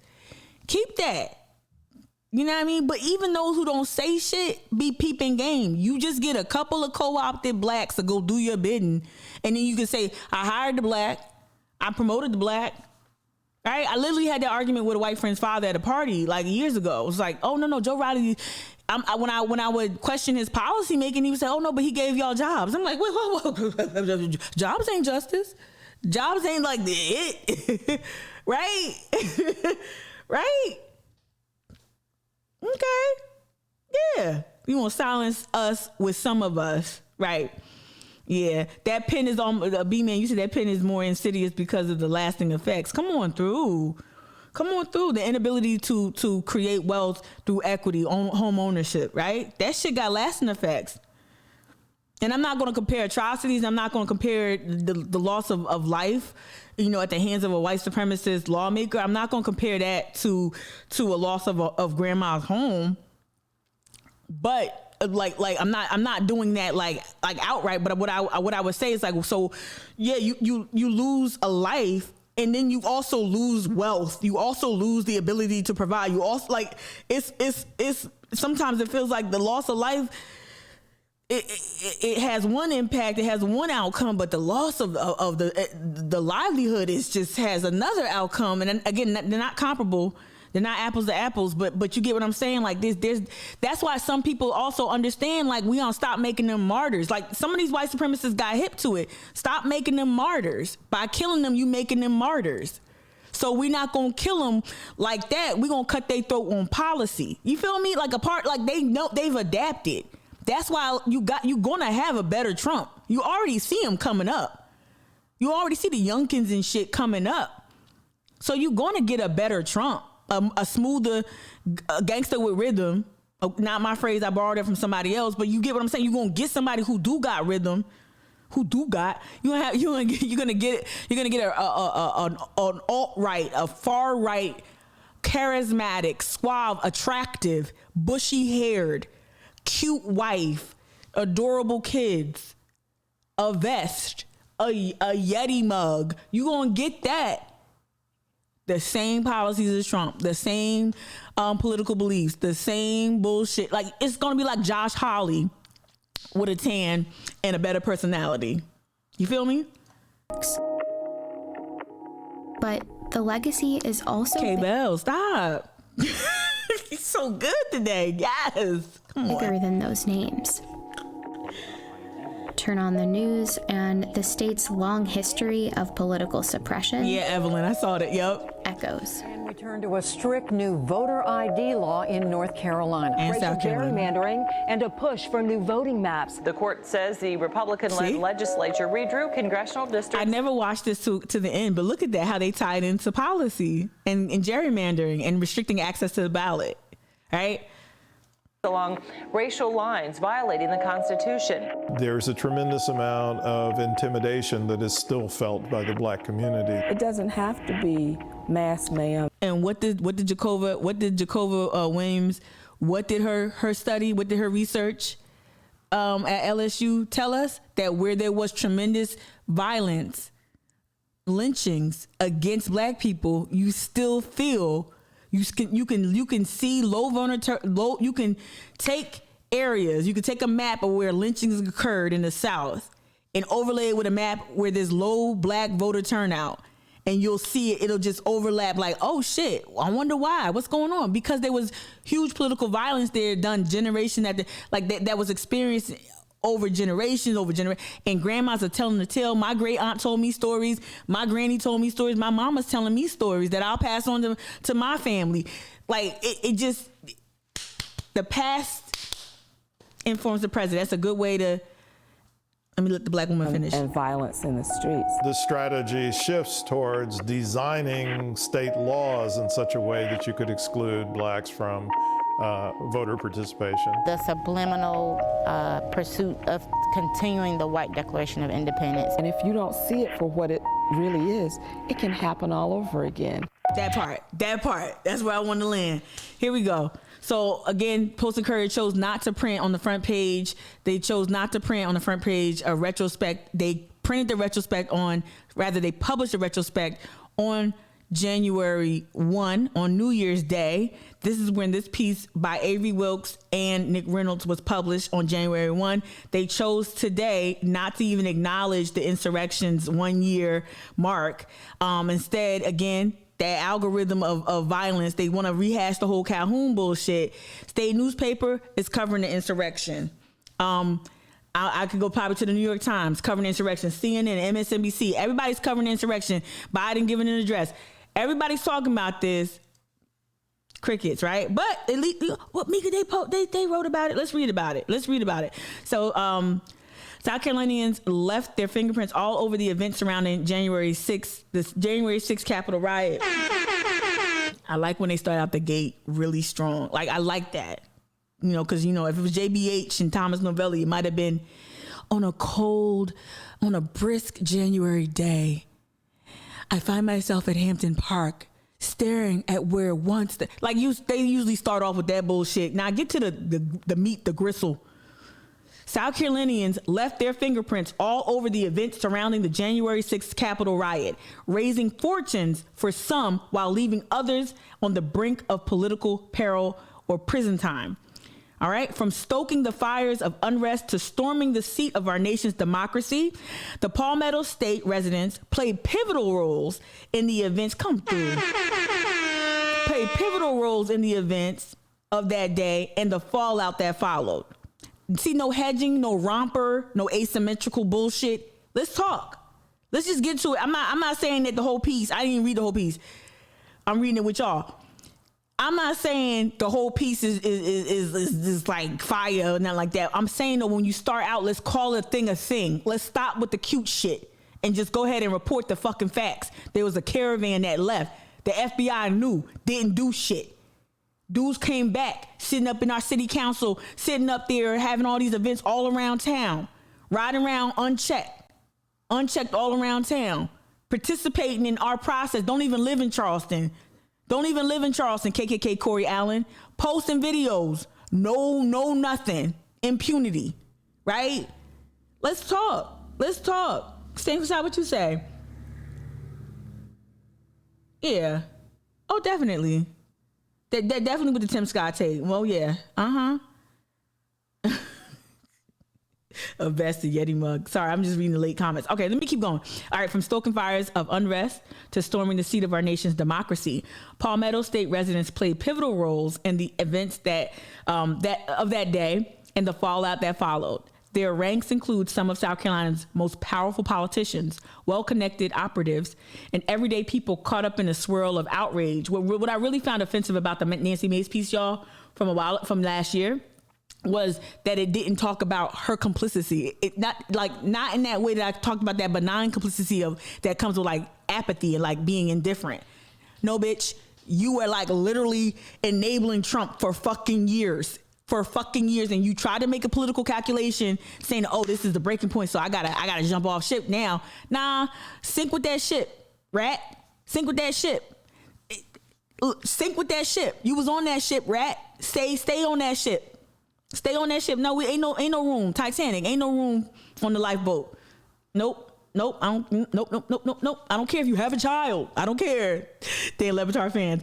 I don't care if you have a child. I don't care about your kids that were very safe, but you act like they were in the line of fire. But get out of here. Anyway, that's what really, really annoyed me about that Nancy Mace piece was like, yo, this chick enabled Trump for years. And I guess they would say that that's what made the story compelling. No, it didn't make it compelling that you jump ship in a romper. That doesn't make it like a more captivating story that you jump ship in your romper. It doesn't. No, you jumped ship when it was opportune, when you made a political calculation. You made a business decision, Nancy Mace. Nancy Mace, you made a business decision. If any place that story should have been, it shouldn't have been on the front page of the Sunday Post and Courier. Should have been in the fucking business section. Biggest business move of the day. Nancy Mace jumped ship. That's what that was. Right. You was avoiding getting dunked on by Vince Carter. Right. You didn't want to be in the poster. I get it. I understand. Nobody wants to be a poster. No one wants to get dunked on. Right? 1 year later, many have seen their lives change, their futures alter as a result of the January 6th. You could tell what I be buying by looking at these ads pop up. I'm sorry, I get distracted. 1 year later, many have seen their lives change, their futures altered as a result of the January 6th, even as the nation struggles to agree on what sparked the scenes that remain etched in national consciousness. Right? Rioters, shout out to the use of language, rioters battering police with fists, clubs, and flagpoles. Officers exchanging volleys of mace and bear spray with the mob. Chants of hang Mike Pence and stop the steal. Self-proclaimed patriots, they should have put that in quotation marks, self-proclaimed patriots streaming through the halls of the Capitol as members of Congress fled. Over the past 12 months, political leaders and national security experts and academics have brooded over the historical assault and its roots and its lessons for the Republic. A congressional subcommittee is trying to determine how a massive political rally devolved into the first sacking of the United States Capitol since the war. Okay, I'm about to say, what? War of 1812? Come on. Since the War of 1812, right? A criminal investigation aimed at rounding up Capitol rioters has become the largest in American history, right? Most agree that the seeds of the riot were planted long before Donald Trump, for sure. Long before Donald Trump spoke a single word that day, right? The product of a toxic political ecosystem where rampant misinformation further polarizes and divided an electorate. I would say that the misinformation, as we just saw with the Wilmington, the massacres in Wilmington and the overthrowing of a democracy in Wilmington, that proved to us that the misinformation always been a part of the game. It just got more nimble and more efficient through technology, right? So it's no longer analog, it's digital, if that makes sense. I like saying that. All right, within that ecosystem, South Carolinians at all levels of public life had a hand, and I can see now why they didn't want to publish this today. Because he ain't playing. They not playing in this. This is really good. This is really good. This is actually really, this is good. Within that ecosystem, this is good for Post and Courier. This is good for South Carolina. Within that ecosystem, South Carolinians at all levels of public life had a hand in the events surrounding January 6th. Powerful South Carolina politicians amplified Trump's claims that 2020 presidential election was stolen from him. Other Palmetto State operatives helped organize and fund the rally turned riot that day. South Carolinians were among the thousands who breached the Capitol and in some instances attacked police. And members of the state's congressional delegation both condemned and defended the outgoing president in the aftermath, boosting or sinking their political futures in the process. Like, you know, so we've seen like Rice, Mace, they tried to make certain political calculations. All right, politicians from both parties have fought to define. Actually, I'm gonna pop over to the state because I thought that was really good. So let me pop over to the state to contrast the state newspaper to today's Post and Courier. Post and Courier in the last 3 days, there has not been a front page story about this 1 year mark. It's not on the front page of today's Post and Courier. It's not featured. It's featured up here, but this is a special report that was published on the 1st. So it's featured up here in a banner at the top on the digital, the morning digital edition. But even down here, there aren't any like visuals to link you to like nothing drawing you in. If you don't read this top little blah blah blah up top, you would never know what today is. Do you know what today is? Let me not ruin one of my favorite songs. Yeah. Nope. So let's go back to the state. Post and Courier think they cute. They not. Not cute. Let's read this again. This is written by co-authored by Joseph Bustos. I be making him Latino, and I don't think he is. I don't know. Joseph Bustos, Caitlin Bird, Emily Bohatch, and J. Schumacher. All right. So this is the story this is what published today in today's paper in the state newspaper. 1 year ago, in the days leading up to January 6th, Senator Lindsey Graham told his colleagues the truth. If they wanted to challenge the results of the 2020 presidential election, they would have to provide clear and convincing evidence. They needed proof, Graham said. They needed proof of the charges they were making. They needed to show the state and federal courts. They need to show that the states and federal courts had failed, and that state legislators had erred in their certifying of the election and the electoral votes. The South Carolina Republican put it plainly: "I will listen closely, but they have a high bar to clear." Okay. But as he stood on the Senate floor after an unimaginable day that sent his colleagues hiding from a mob of furious Donald Trump supporters who had attempted to overtake the U.S. Capitol, a symbol of democracy, Graham seemed ready to issue his verdict. I hate it to end this way. I hate it to end this way. Oh my God, I hate it. Lindsey Graham said on his journey with Trump. We don't even want to talk about that abusive relationship. Jesus. I mean, a man just question your manhood, put your number, publishes your number, and you just out here still on your knee, bending the knee. From my point of view, he's been a consequential president. But today is the first thing you'll see. All I can say is is count me out. Enough is enough. So that's what Lindsey Graham said. Okay. Yet in the 12 months since his emphatic floor speech, Graham and the Republican Party's loyalty to Trump has endured despite the events of January 6th, right? Right. All right. Meanwhile, back in Washington, Democrats and Republicans continue to clash over the merits of a congressional investigation into the January 6th insurrection as the panel prepares to release its findings. And Republicans especially have struggled with how much to embrace the former president now that he's out of office, but he remains a formidable force in the GOP. I want to kind of pivot to, I'm going to find what I heard this morning as I was like getting ready. I heard that the GOP is paying Trump's legal fees, his bills. So for all that Mitch McConnell and yeah, the Washington Post was this back in GOP agrees to pay up to $1.6 million of Trump's legal bills in the New York probes. Yeah, so they can talk about enough is enough all they want, but they've been supporting this man. It's kind of like how people were so eager to embrace Bush during Trump, and like, oh, Michelle Obama is sharing candy with Bush. Oh, he's so cute and adorable and da da da da. He's so goofy. Meanwhile, Bush was out there. Your little George W.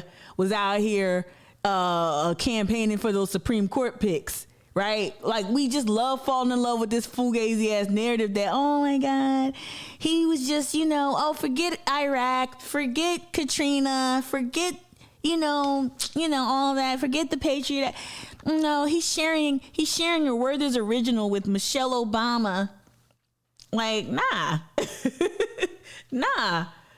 Like, no, you was out here campaigning for Trump's Supreme Court picks. Like, stop. Just kidding. So like they stay like. So I'm glad that the state pointed that out. Like, they're still supporting him, right? They're still trying to figure out how much to do it publicly, but it's always the money. Follow the money, right? So they've struggled, and put that in quotation marks. They ain't struggling. Struggling communicates that they were torn. Oh, they're not torn. They're not torn. They want his power. They're trying to figure out how a way to get his power from him and keep it for themselves, but they're not struggling. Not at all. No. So they're struggling how to embrace the former president.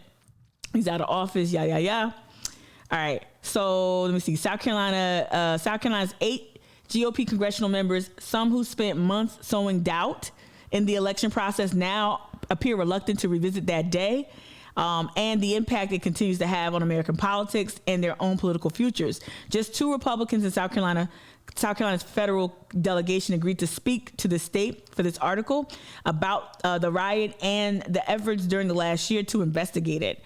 The remaining refused or did not respond to repeated requests for interviews. All right, a lot of things they know to be right or wrong are not electorally popular. Who said this? Okay. Oh, this is a College of Charleston professor, Jordan Ragusa. Let me read it again. A lot of things that they know to be right or wrong are not electorally popular, and there's no doubt that the Republican Party is going through transformation or historic proportions. I really think that the Post and Courier missed the opportunity. I know I'm reading from the state, but I really think the Post and Courier missed an opportunity to talk about the local,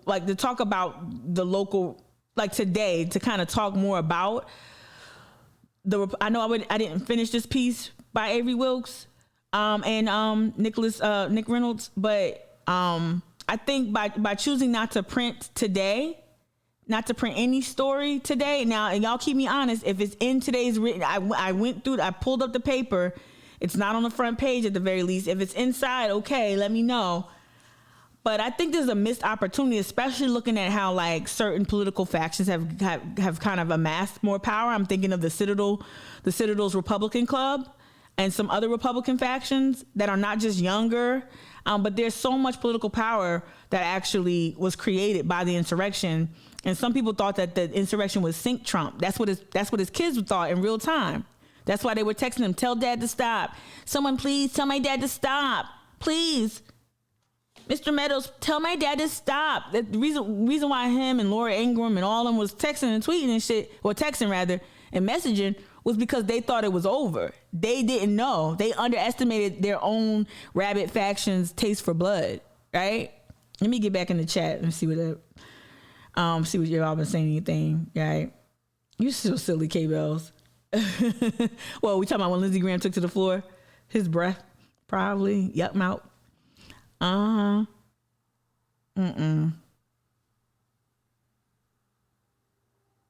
right. Okay. Was y'all experiencing problems? Let me see.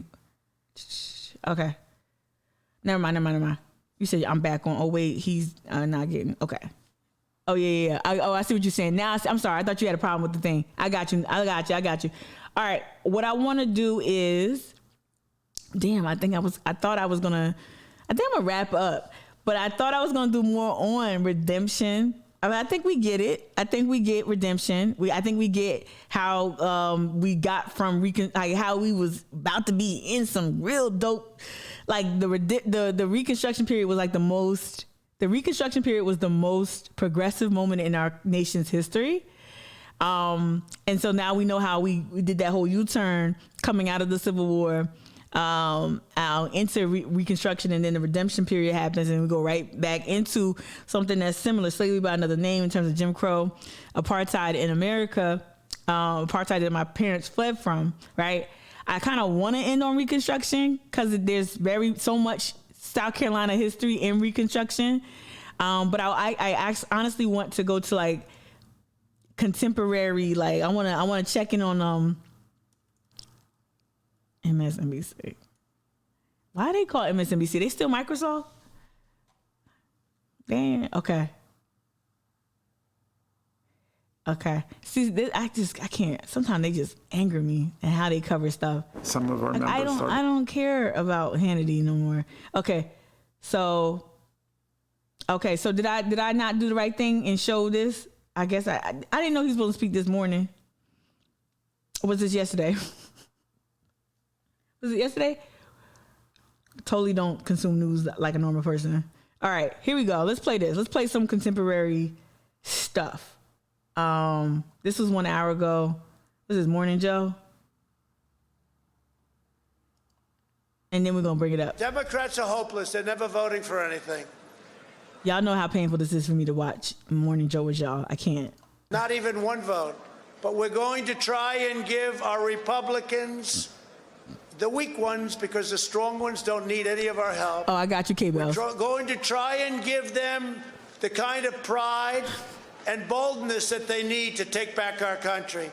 So let's walk down Pennsylvania Avenue. I want to thank you all.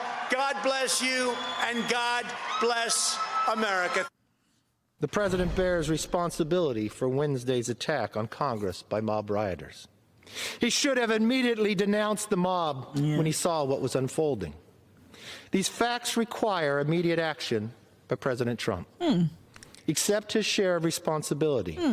Quell the brewing unrest. He did it. And ensure President-elect Biden is able to successfully begin his term.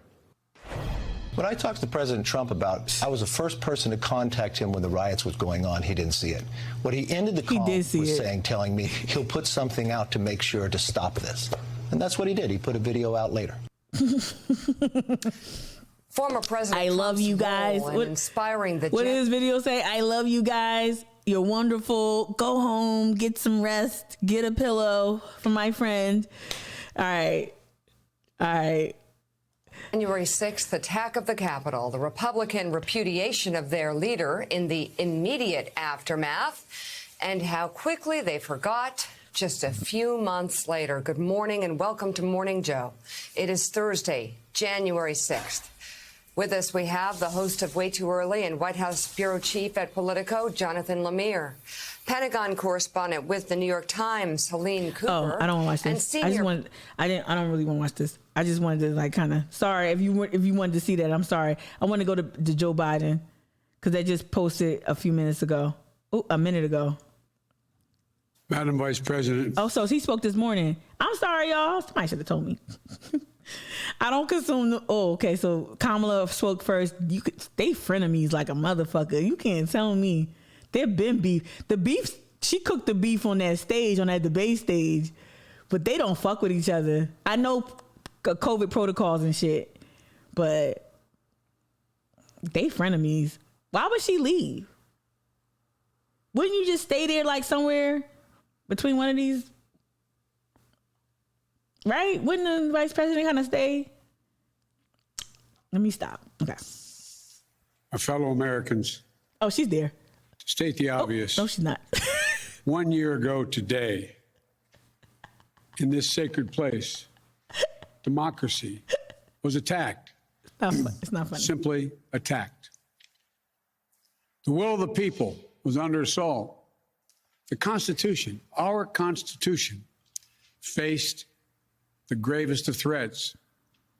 Outnumbered in the face of a brutal attack, the Capitol Police, the D.C. Metropolitan Police Department, the National Guard, and other brave law enforcement officials saved the rule of law. Our democracy held. We, the people, endured. We, the people, prevail. For the first time in our history, a president had not just lost an election, he tried to prevent the peaceful transfer of power as a violent mob breached the Capitol. But they failed. I hear you, K-Bill. They failed.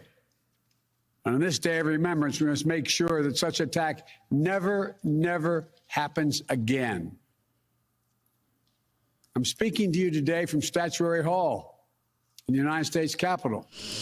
This is where the House of Representatives met for 50 years in the decades leading up to the Civil War. This is on this floor. It's where young Congressman of Illinois, Abraham Lincoln, sat at desk 191. Above him, above us, I should have played Kamala over that door first, leading into the rotunda, is a sculpture depicting Cleo, the muse of history. In her hands, an open book in which she records the events taking place in this chamber below. Cleo stood watch over this hall 1 year ago today, as she has for more than 200 years. She recorded what took place, the real history, the real facts, the real truth. I'm telling you. The facts and the truth that Vice President Harris just... This gonna make y'all hate me. This is who y'all watch every morning. Lincoln was a fuck boy. That's all I got. He's historically a fuck boy. I just can't. Shared. They love Lincoln. I get it. But like, you can like, there's so many other historical figures. Seriously, now I'm being serious. There are so many other historical figures who actively did more during Lincoln's time in power, like actively did more to help to reach the ideal that many Black and other, like, if you want to call them allies or accomplices in that time. There are so many other people who actively did way more. It might not have been at the highest office, highest seat in our government, but they've done more. Like, I know that sounds real crazy. I know that sounded crazy. I know. I'm not trying to minimize President Lincoln. I'm not doing that. But what I'm trying to say in terms of, like, if you want to point to like real feeling, like internalized feelings that Black people are equal, that they deserve rights, that wasn't Lincoln. He ain't the hero they keep propping him up to be, is what I'm trying to say. And we're whitewashing the complexity of his personality and his leanings and his ideology. Like, we whitewash Lincoln so bad, and we just we whitewash it, rinse it, wring it out, hang it back. Like, we just keep using it over and over again, and we don't really talk about, like, the ways that he even undermined some of the interests of people fighting for a more equitable and more democratic union. I don't know. I might sound really bad with that. That might be a cold take. But he don't do it for me. And that you and I. But I get it. And the whole world saw with our own eyes. I'm not trying to be ahistorical. The Bible tells us that we shall know the truth, and the truth shall make us free. Mm-hmm. We shall know the truth. Well, here is the God's truth about January 6, 2021. Close your eyes. Go back to that day. I'm so distracted by people in the back. What do you see? Walking behind him. Rioters rampaging, waving for the first time inside this Capitol. Confederate flag that symbolized the cause to destroy America. I appreciate to that. rip us apart. Even during the Civil War, that never, ever happened. But it happened here in 2021. What else do you see?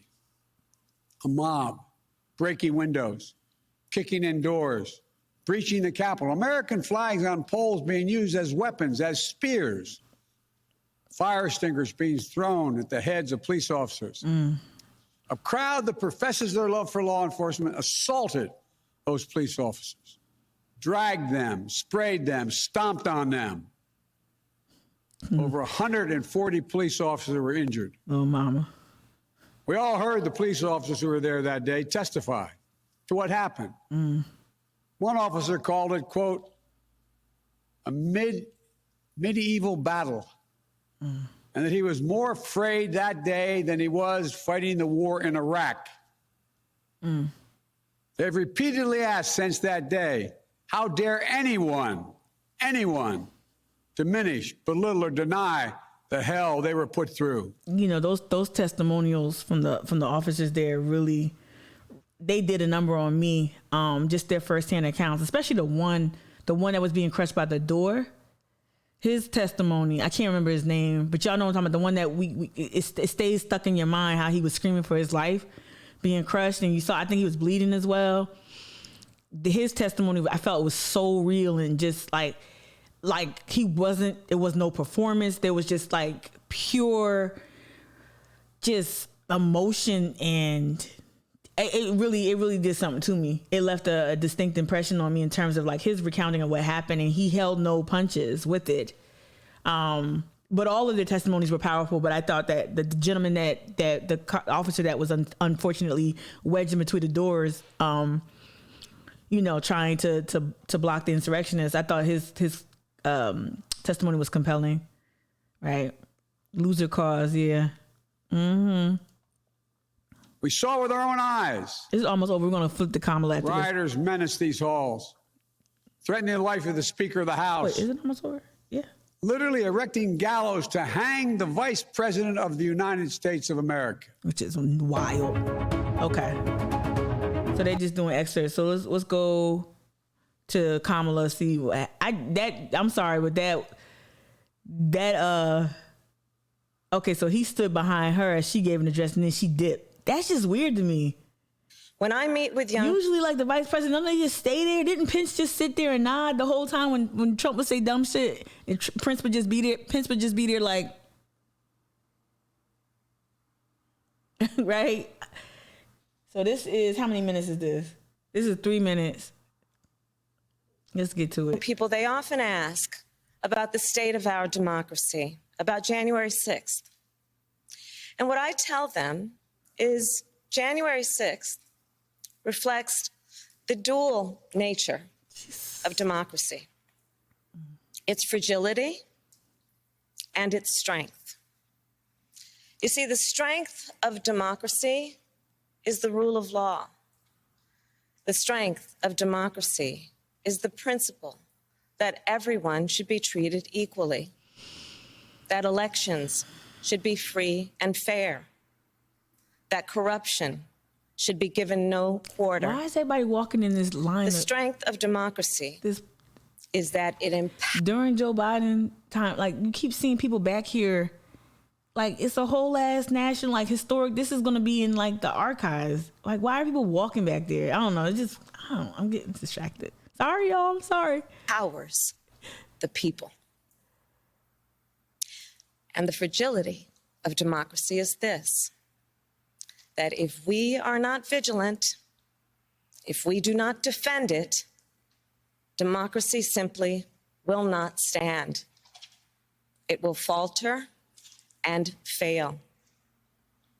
The violent assault that took place here, the very fact of how close we came to an election overturned, yes, that reflects the fragility of democracy. Rosa Parks? I didn't know she was in there. Yet, the resolve I saw in our elected leaders, yeah, I hear what you're saying, to the Senate chamber that night, their resolve not to yield, sorry about the lag, but to certify the election, their loyalty not to party or person, but to the Constitution of the United States, that reflects its strength. And so, of course, does the heroism of the Capitol Police, the DC Metropolitan Police Department, the National Guard, and other law enforcement officers who answered the call that day, including those who later succumbed to wounds, both visible and invisible. Our thoughts are with all of the families who have lost a loved one. You know, I wonder, how will January 6th come to be remembered in the years ahead?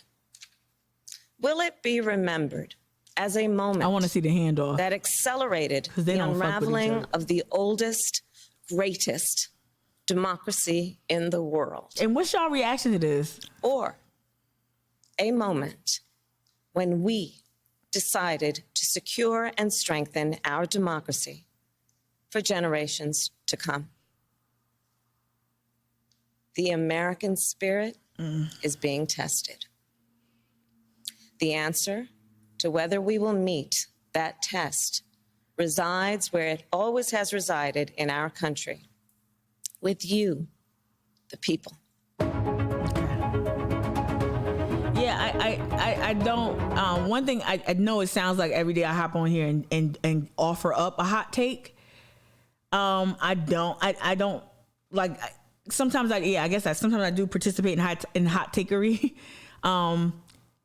But I really think that, a lot of things that we're going to see, I guess I want to encourage you all to meditate on, I want to encourage you all to take your time with how you're consuming today's information. You don't have to offer up I know I'm probably going to tweet something today. I'm probably going to respond to something today. But for the most part, I think we need to sit with this moment. And I asked the question why that was playing. I know there's a lag in the chat between the chat and what I play. But the question, I was like, well, how did it make? But I am interested in knowing how did you feel seeing those portions of the speech from the president and from the vice president? How does it make you feel as an initial reaction? I don't know if I feel comforted. I don't know if I think I feel indifferent a little bit. I know I'm giving that word a workout this month. But I think I feel a little okay, they said all the right things. And little mama, you're right. The visuals that the speechwriter put in Joe Biden's speech was really good. In terms of making you think back and taking you back to what we all saw. Right.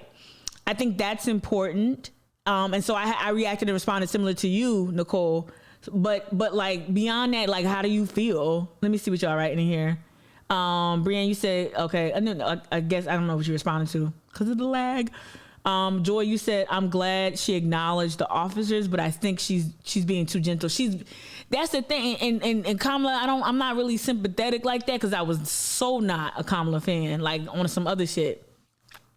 But she's so fucking in battle right now, right? So I was expecting Joy a show of strength. And I think she's just kind of being gentle. I don't know what's going on, but she's not in rare form at all. Yeah, this algorithm is goofy. She wasn't in rare form at all. Let me see if there's anything else. Anything else? I don't care about some of our members. What Hannity is doing. I don't care about Laura Ingraham or nothing like that. That's just all whatever. Yeah. Anyway, let me see. Evelyn, you wrote. Hold on. Let me go up before it. I'm gonna get back to Evelyn. Too gentle. Yup, I agree. Anna Marks, it's too late. There were no consequences. Hello, little mama. You said Canada is already preparing for us to become an authoritarian country in the next 5 to 10 years. Shit, for real. Evelyn, you said it's empty. Right, it's empty. No movement on voting rights. Right, equals this will happen again. Now listen. Ooh, no. That's called Now listen. That's called motherfucking bars. Seriously, if you don't do anything with the time you had in office, we're gonna get the same result, which is what they want. So they can fundraise the fuck out of us, scaring us. Again, going back to what y'all lifted up earlier, the fear part. It's not just the algorithm doing that shit. It's not just our media doing this shit. It's our fucking representatives doing this shit. Oh, you scared? Come on in, give me $5 and I'll help you be less scared. I got you. And meanwhile, ain't doing shit. Right? Yeah, Joy, agree with you, Evelyn. Yeah, I feel like we need to act to save democracy. I kind of feel the same way. B-Man, you said you agree with Evelyn. Balls in your court, Joe and Kamala. Absolutely. B-Man, can I admit, every time I read a comment from you, even or a text, I read it with a very snarky voice from you, even though you're not snarky. I just wanted to admit that to you. I was going to text him that's kind of weird to text, right? Balls in your court, Joe and Kamala. That's how you said it in my head. Right, but what are they doing? And I guess Honor Marks and I don't know why I said your whole name. Honor, Evelyn, everybody who's even agreeing with Evelyn's comment, right? Like, that's why I kind of wanted to start with redemption and reconstruction, like to say, not to oversimplify where we're at, right? Right? Not to just offer up freezing cold takes about what I think about Lincoln being a fuckboy. I know I lost some of y'all on that one, but the point in bringing it up is like, yo, we kind of been here before. So like, how about we learn from the past, right? And like not repeat it. Like, didn't somebody say that? Isn't that on like a fortune cookie somewhere? Right? And that's why I start with redemption and wanted to work our way forward, because we've been here before where we had a moment where we could have had a reckoning with Reconstruction, right? We could have had it, but we chose not to. There was no political will to move it forward. We could have had sweeping voting rights reform. Where is it? Now they're working on carve-outs and all the other shit now, after the fucking, some pivotal elections took place in November. Now you want, hello, right? It's very gentle, very like, I don't know. But this is why I wanted to start at redemption and reconstruction and bring it forward, because we've been here before, and not to be just too, like, again, not too easy with it. But seriously, there are so many important lessons that we can learn from our history here in the South, right? This is from the North Carolinapedia.org, Redemption and the End of Reconstruction. It says, as Southern states were readmitted to the Union, as former Confederates were granted amnesty, y'all, and regained their voting rights. You commit treason, but yet we're going to give you reparations. We're going to give you amnesty. We're going to give you back your voting rights. So as Southern states were readmitted to the Union, as former Confederates were granted amnesty and regained their voting rights, as the Union Army gradually withdrew from the South, y'all, providing us with no protection, right? So as the Union Army gradually withdrew from the South, it became harder for Southern Republicans to hold on to power and for African Americans to hold on to their rights. Conservatives charged that Republicans were corrupt. Remember now, Republicans were left-leaning. Conservatives charged that Republicans were corrupt. The Ku Klux Klan, organized in 1867, terrorized blacks and whites who supported them. In 1870, North Carolina Governor William Holden called out the militia to stop the Klan and began what would be known as the Kirk-Holden War. By the end of that year, this is centering North Carolina's history, so that's why they focus on that. By the end of the year, conservatives had regained control of the legislature, right? So that's just a real quick synopsis about how we got from Reconstruction into redemption, right? And why is that's important to talk about, because we're seeing that right now. We're seeing it play out in similar ways. That lack of political will to stop things, actively stop things, to use what we have at our disposal, right? To use certain levers of democracy. Like that's one thing I kind of got in a fight with my mom and dad over Christmas dinner, was like, there are more things that he could do. There are more things that Joe Biden could do. There's more things. If Manchin really was holding up shit, because now the theory is that you the fall guy, and we need you to play villain. We need you to play spoiler, right? If Joe Manchin was really holding up shit, he really could do stuff to really collect his ass. Seriously, right? All right, let me see. Little mama, you dropped something in the chat. I do have a mental snark filter. It's very tangy. All right, let me see. Global, where you getting away? I had to see what links you sending me first. Let me see. All right, let me open it up. Oh, okay. That's the one about Canada. Shit. Okay, the one I didn't recognize the link, because the Globe and the Mail. Okay. Damn. Damn. Shit, help us. Don't be trying. It's like, bitch, this is a battle of attrition. I'm a bookmark this. I'll add it to yesterday's bookmark. All right, let me go back. It was something else I wanted to see. I wanted to go. So we talked about redemption. I wanted to. So okay, this is me shoehorning some shit in. This is me shoehorning. This is me being a little extra. Admittedly, so I'm being extra. This don't really fit into today's subject matter, and I'm about to call it quits. I'm about to end it. This don't really fit neatly, but I'm gonna play it in terms of if Justin's watching or listening, you already know where I'm going. I'm playing this from Bad Faith Podcast. I'm playing this because one of the many things I hope to achieve, and hopefully if this platform does grow, right, to have more concurrent viewers or whatever it looks like. What I'm hoping to do is that just get y'all to start asking more and to change this relationship you have with elected officials. Like change it from being like pep rally and I'm wearing your t-shirt because I love you and I support you and I fan out. Change it from that to you work for us. We need you to go out here and do this job that we hired you to do.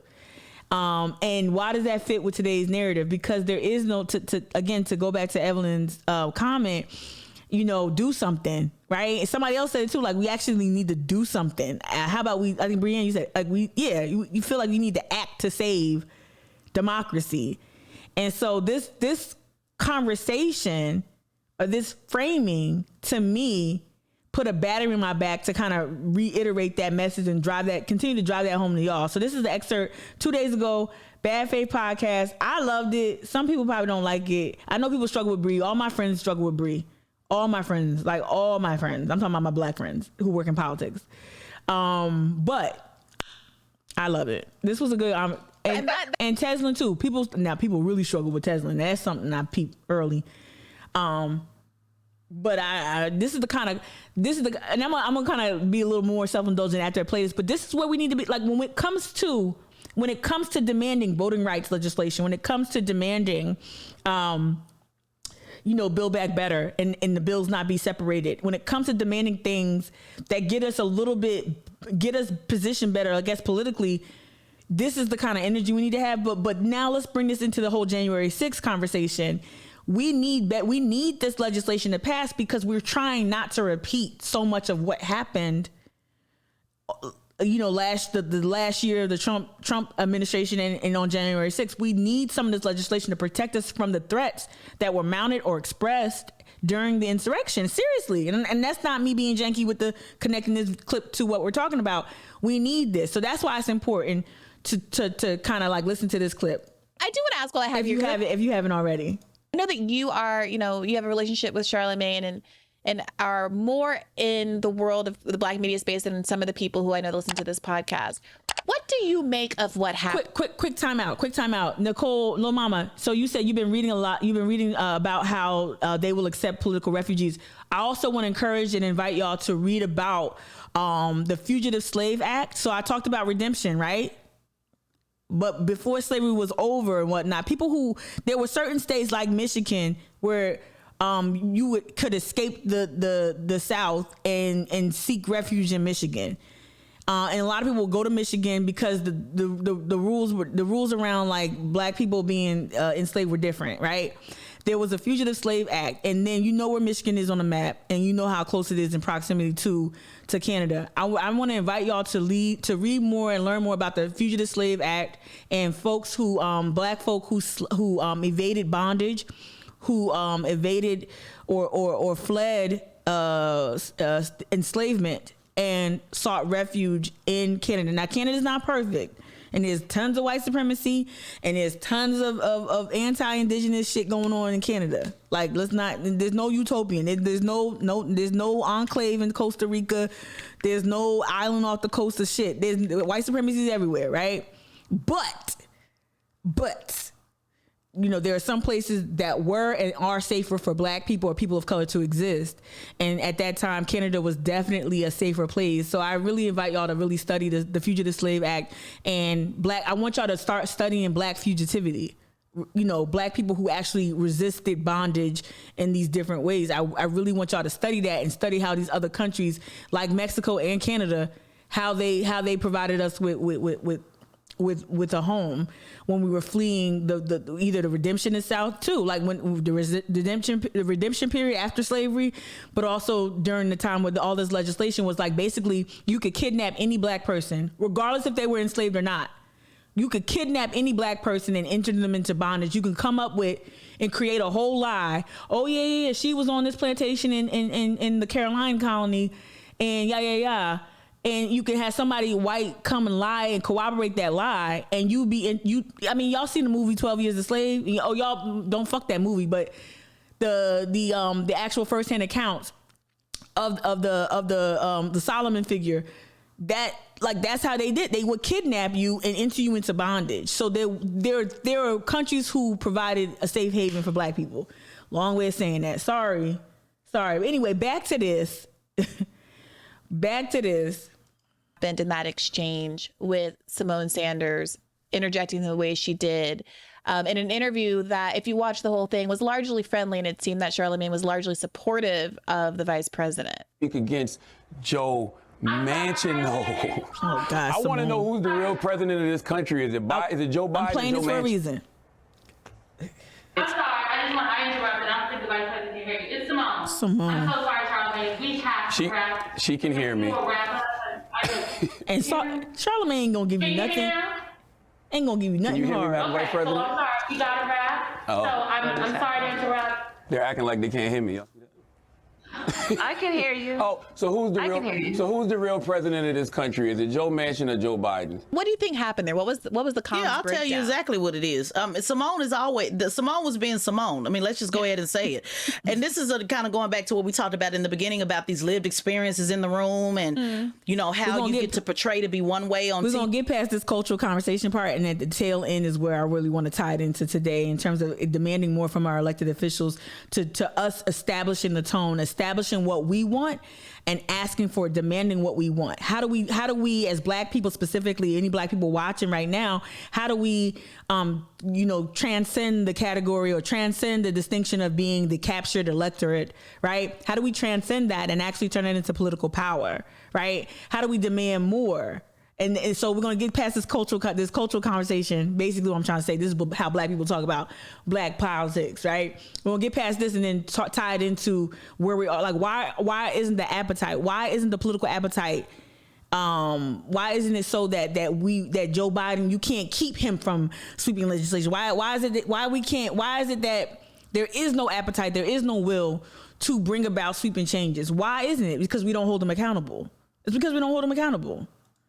TV and I'm all about, like, if you look at Simone, no shade, it just is what it is. I worked with her, I can speak on it. When you look at who she was, the pundit after the campaign, on CNN, oh yes, child, yes, and it's all about, I'm all about the black, and all about, I'm speaking for the black millennials, and this and that, and Essence put her on the cover as the culture, and oh yes, this, that. I know what those conversations were like prior to that on the Bernie Sanders campaign. So when I tell you that we had to fight, I'll be right literally, back. black staffers had to fight. Hold up. She wasn't necessarily an ally on a lot of these things. So it's been very interesting. I love this tea because this is exactly the conversations I was having throughout the primary. I love this tea though, but listen to this. This is so funny.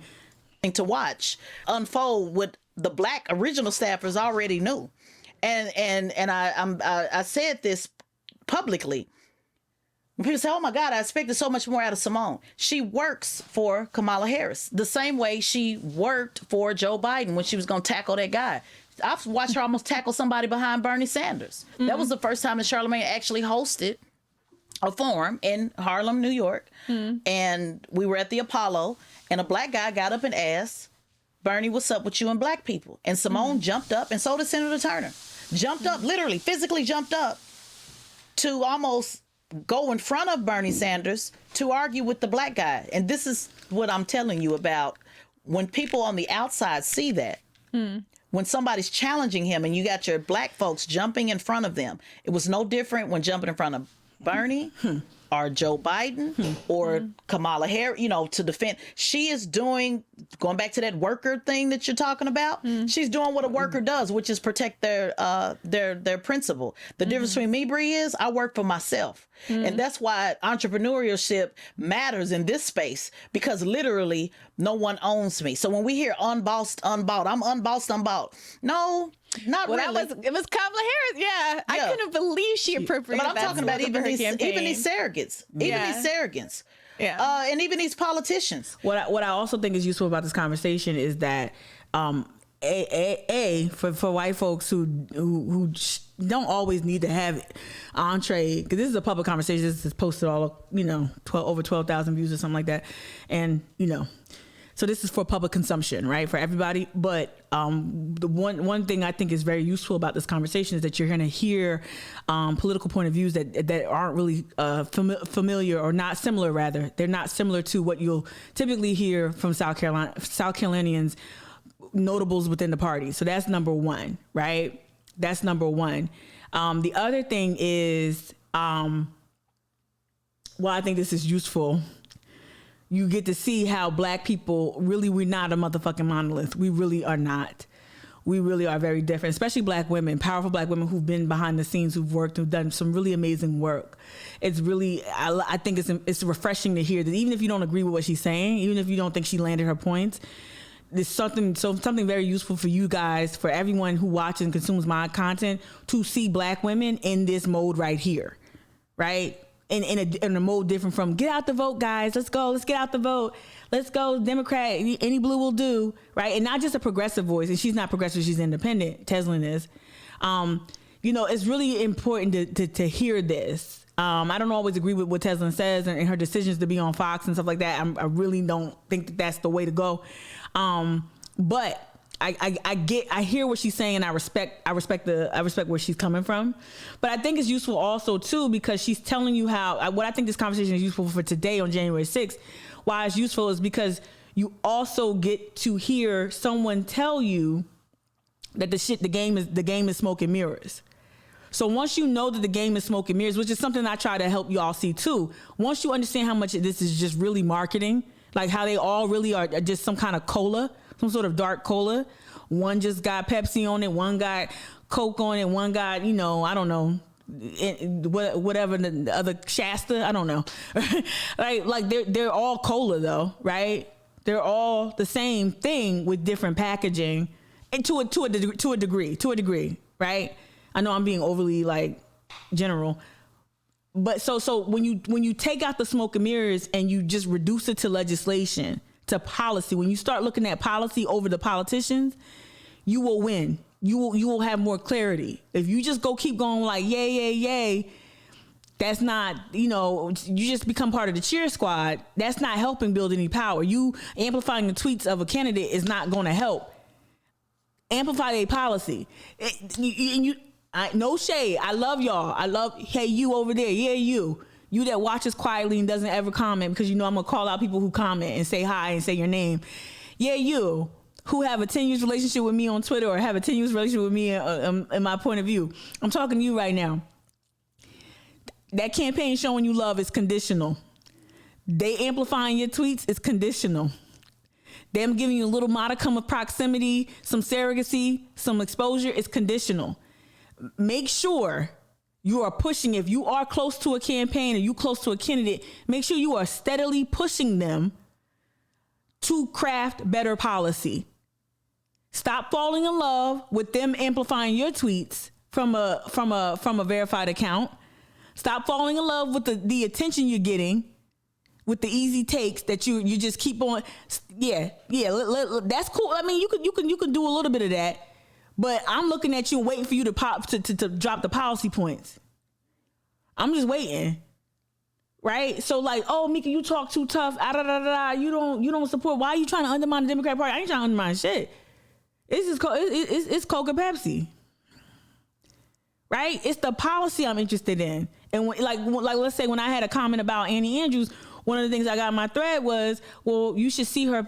I've spoken with her and her policy. I ain't seen it. I ain't hear it. I see her dunking on Nancy Mace.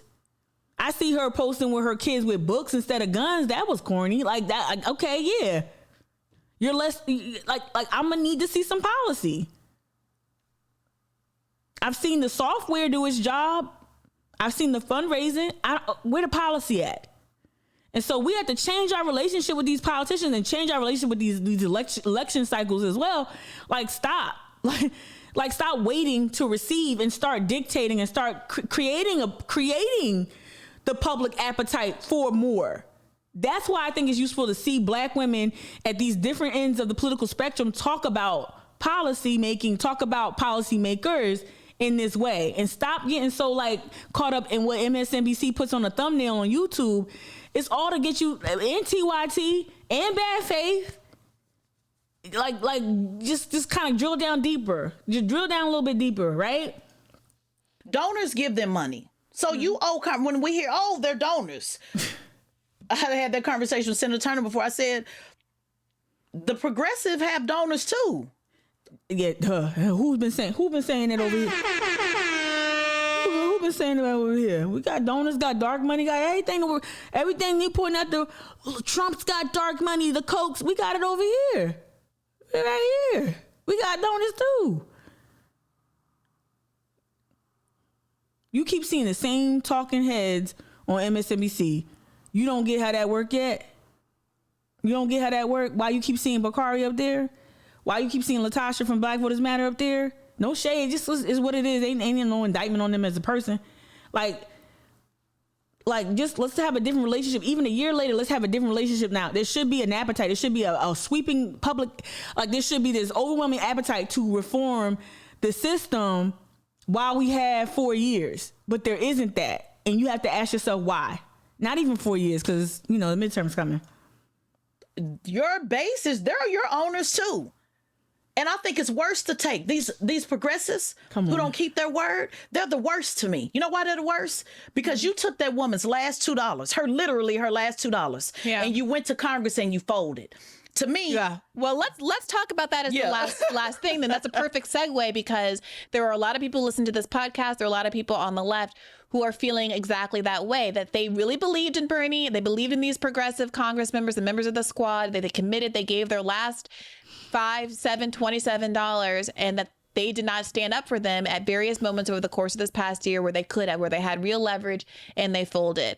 And the final voting for the traditional half of the infrastructure bill was the death knell for a lot of folks. So what do you make of what is going on with these Congress people right now? Do you have thoughts about how they should be messaging differently, or is this way beyond messaging? Do you think that on some level they're captured or lacking in courage or just fundamentally unwilling to do what's needed? What would you like to see the progressive members of Congress, whether it's the original squad or people like Pramila Jayapal and Ro Khanna, what would you like to see them doing and saying differently right now? Yeah, I think they're politicians. To me, politicians are politicians. I see them all the same, Bree. I really do. Mm-hmm. It is a different makeup to be a politician. I've worked with enough of them behind the scenes to know they all fold. At some point, they fold. They call it compromise. Our job is to make sure they compromise towards our way. Period. That's it. And so the same way that the left is hollering about, oh, mansions owners. You progressives need to stop giving your last $2 to these people that are folding. Period. Yeah, it's a hustle. It's a con game to me. I'm going to call it what it is. And then the Democrat side says, look, all the progressives, they keep taking their money. All those poor, dumb progressives, they keep giving their money. Guess what? They're right. The same way the progressives said, oh, you dumb Democrats, you keep giving your vote and they're not doing anything. Well, yeah, and you progressives keep giving your money and they're not doing nothing either. So it's the pot calling the kettle black from my independent view. Cut off their money. Let me call it out clearly. Ro Khanna. What he was the one saying, it's time we put faith back into Joe Biden. It's time we put faith back in the mansion. Is he a progressive or not? Why do y'all keep funding his money? Why do you keep sending him money? Why do you keep... Oh, yeah, but no. Don't worry about that. It's the corporation's money. No, you're taking grandma so-and-so's last $2. The nerve of you. Shame on you for taking the poor people's money and then folding and switching it up because you ran for office and now it's all about compromise. We this or that. No, you a fraud and y'all need to start. If I was a progressive, I would be calling out these frauds Step by step. That's Bernie Sanders included. Any one of you bend the knee.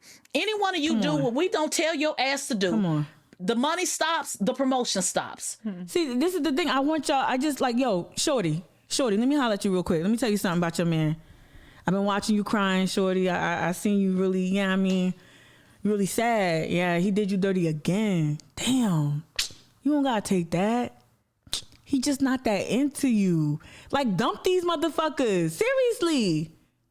Oh, Mika, if I don't campaign for Joe Cunningham and we don't win, really? If you don't, they got you in this endless cycle of, well, if you don't do this, then lesser of two evils and da-da-da. When I tell y'all I'm done, he not that into me, I'm out. They not that into me, I'm out. I get it. I could do bad all by myself. And that's the thing, like we gotta change our relationship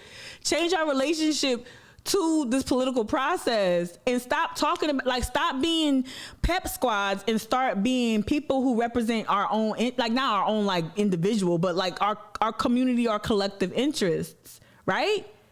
The art of what's possible. Come on, y'all. Like, you know what I'm saying? Come on. It's just like we just got to get off this merry-go-round. And I'm speaking from experience of being someone who been a mule for a long time, someone who has lost. I always talk about, like, the first time I got fired was with Cypress, right? But it was hell working for the Secretary of State of New Jersey sometimes. Oh, it was hell. I was anti-establishment then. I didn't know it. But when I would see something, you know, I always kind of joke with my brother. My twin brother got saved at a real, like, crazy young age and, like, super straight-laced dude to this day, right? I always joke about, like, he always had this strong sense of morality. I have it too. It just come out in different ways, and I curse. So I remember back then seeing the bullshit.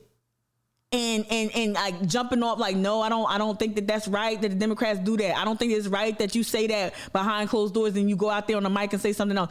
Like, it was hell, to the point where the Secretary of State brought me into the office one time and she hit her fist on the desk. It was 1 or 2 times she did that to me. She's like, you got a type A personality. You need to chill out. I'm the Secretary of State of New Jersey. You work for me. Like, she had to collect my shit. You talk about a little bit of pee coming out. Tamika, I'm tired of your type A personality. Like, literally, that's what happened, right? Right? Because even back then, I was like, this don't feel right. This feel real pandery. This feel real sticky. The way she could turn and she not alone. My former boss, and God bless her for real. Like, she knew she was a red light performer. She was a red light performer. She could have an attitude with me.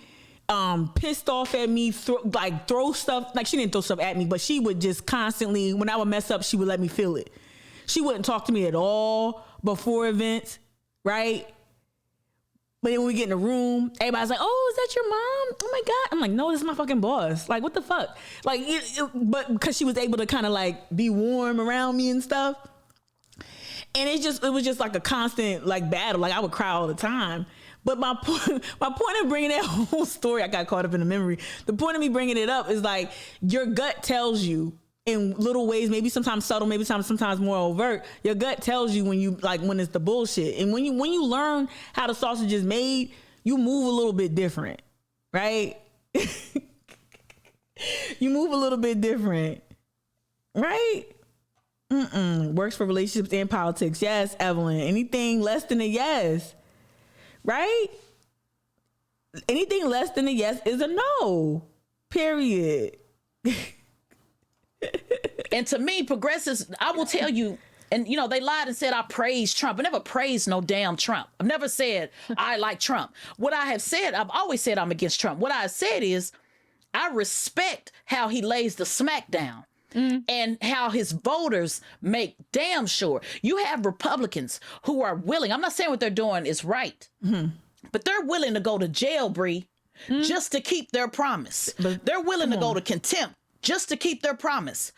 because they know that their voters will vote their ass out. They know that the money will stop. They know that the power will stop. So Trump don't give a shit what he got to do, fascists or all, to appease his voters. Right. Why is it that progressives are not scared of their base in that way? Do you really believe that out of 350 people in Congress, it's only 6 people that believe that? Bullshit. Manchin is the fall guy. It is many people behind him that are saying, hey, do this, we're going to let you be the fall guy, including Joe Biden and my own personal conspiracy belief. But also, where are these progressives that said that you're going to riot? You guys should be calling them out day in and day out. So it's not about what I want to hear from those politicians, because they're all shapeshifters. I want to hear from the people. These people that keep going after these corporations. When are you going to go after this corporation called the Progressive Movement that's literally taking every damn dollar you have? Who's going to have the balls to do that? All right. I mean, I hear that. And that I'm telling you, and I saw it, y'all. This past year was like illuminating. And this is why why my ass is sitting up here as a former employee of a major fucking shape-shifting ass situation. It's just funneling money from here to there and like enlarging certain, it's all fugazi. It's all fugazi. Not all. I'm sorry. I sound real crazy. I'm not trying to be complicit in the undermining of our institutions. I'm not doing that. What I'm trying to say is that the game, though, the political game is fugazi. The game is whack. The game is rigged. So like, but it's still a game. Play it differently. Have a strategy. Shit, y'all watch Succession. Y'all saw how that shit ended. Fucking when you gonna be time and like, you know what? Enough's enough. Fuck this shit. So, right? Including Joe Biden, right? Right? See, you see how she steps on toes. You see, right? So KCJ18, you see that, right? Like that's like this is. Yes, that was an emphatic like sigh of like I can listen to. Again, there's stuff that she's saying that I don't always like. I don't go all the way there with it, and I'm not just hedging my. I'm not just like trying to do something cute.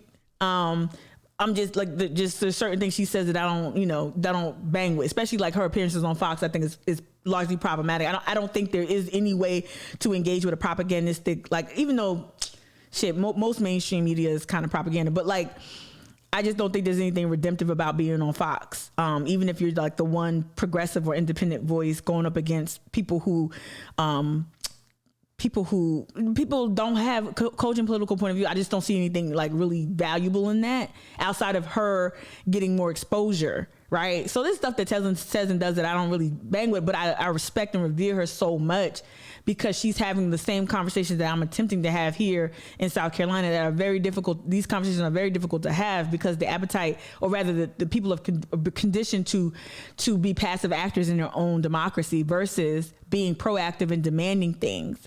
And that's why you have more progressive people of color saying like, yo, we're going to break this shit. We just going to withdraw our vote. We just not going to turn out. And that's what we're ramping up to, like historic low voter turnout. We're going to break it. Like the only way to fix it is to break it in some people's mindsets. And I believe you will see historic low voter turnout. I think all that, get out unless you forgive these 70 fucking K, I'm scared to even look at what my fucking Navient bill is. It's somewhere over here. Unless you willing, I don't even it's on auto pay whenever it resumes. But unless you gonna forgive, that you cut that check, you might see some turnout change. You might see some turn up. Fuck a turnout. You might see some turn up. I can't find my Navient bill. Lord knows I collect them and just look at them. But like, it's just like, you're going to see black people withdraw their, like, you're going to see some, you're not going to see like my mom and my dad, older black people are going to stay on board, but you're going to see some really interesting shifts. And that also leads me to think that we need to reimagine what power is going to look like. It's not going to look like, locally, we got to figure that out. All right. That is extremely clippable content and it's going to resonate with folks. I mean, there have been other people on the left, a small number of people like Jimmy Dore who've made a similar argument that you got to stop voting with your dollars. And I look at some folks like, people who have come on the show and who whose work I appreciate and I respect, like Ben Jealous and other people who've advocated specifically for voting reform. A lot of Black people in particular have really focused on voting rights reform, and that seems to have been the issue that has made them finally very disgruntled and openly antagonistic to the Biden campaign. But not that much. Not at all. They're still just, holding, I don't mean to say just, but just holding picket signs and marching back and forth. She's like, that's what I'm on. And it's like, what are you going to do? That's what I'm on right now too. Like real talk. Like what we gonna do something? Are we gonna do something? Right? This is why and this is no shade to anybody who participated in the Women's March.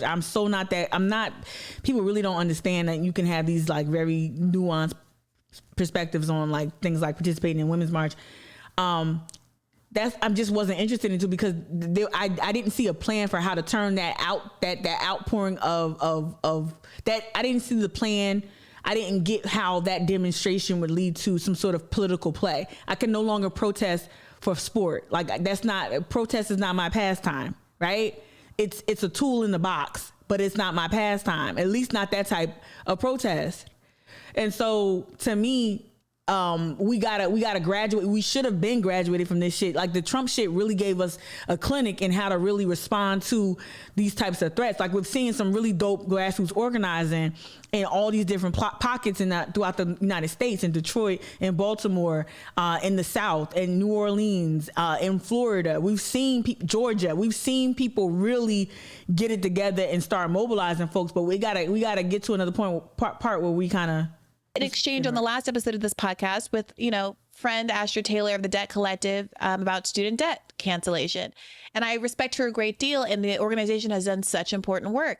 But, there's the question of what do we do now? What do we do next? Is there something on the table that's beyond holding a protest or having a meeting that's actually going to challenge power in a meaningful way? And it's difficult to ignore the fact. And a lot of those protests and meetings are just people collecting data and fundraising you.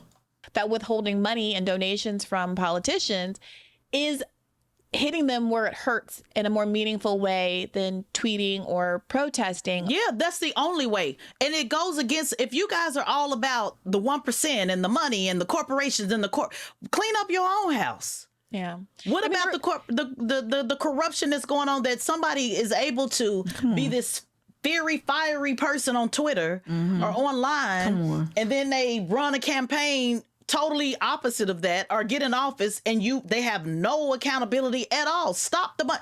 The progressive movement raises more money than any other movement, but yet the people that y'all say represent you, they're not representing you. So who's the real dummy, Bree? Is it that everybody's the dummy? It can't just be the Democrats. The progressives kind of got to look at the suit. I will give progressives credit, though.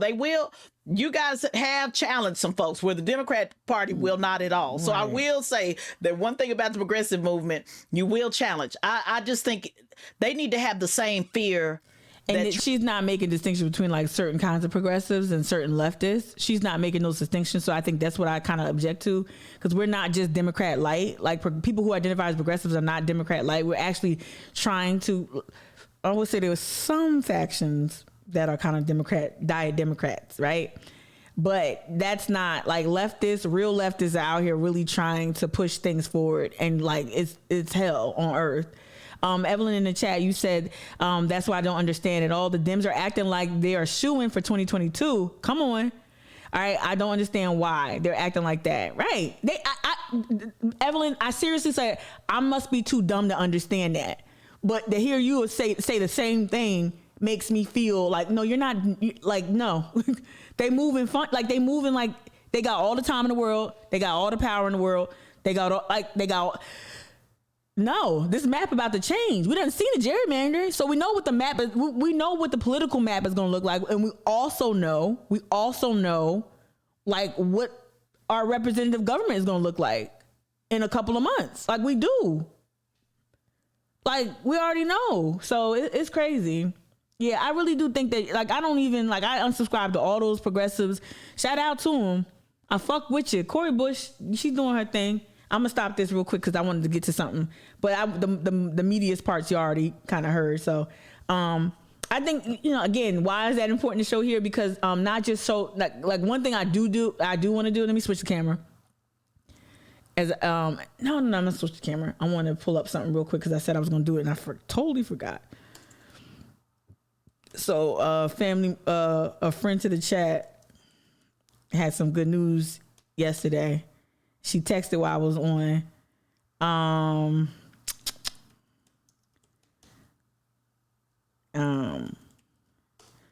A friend to the chat. Shout out Michelle. Appreciate you. So Michelle, I want to kind of just have this up here.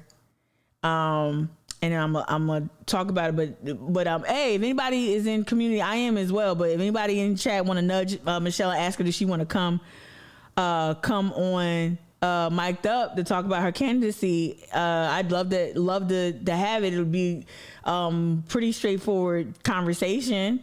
So if y'all want to help me nudge Michelle to come on here, I ain't gonna lie. I'm gonna be real. Y'all know I'm gonna keep it real. Wish I would have got the exclusive. Well, we knew she was running. Wish this outlet was the one to announce it. That's just being real. Outside of that, I'm excited. I'm very excited. But I don't want to. I just wanted to put this up here so I don't forget. So I'm gonna switch cameras real quick. Shout out to Michelle. Shout out. Okay. Shout out. We definitely want to support Michelle. We know some of us behind the scenes know how difficult the road is. Know what she's up against. We're gonna, we're gonna talk about it, right? Or did he just cover it? Did she interview him, or did she just cover it? Maybe he just covered it.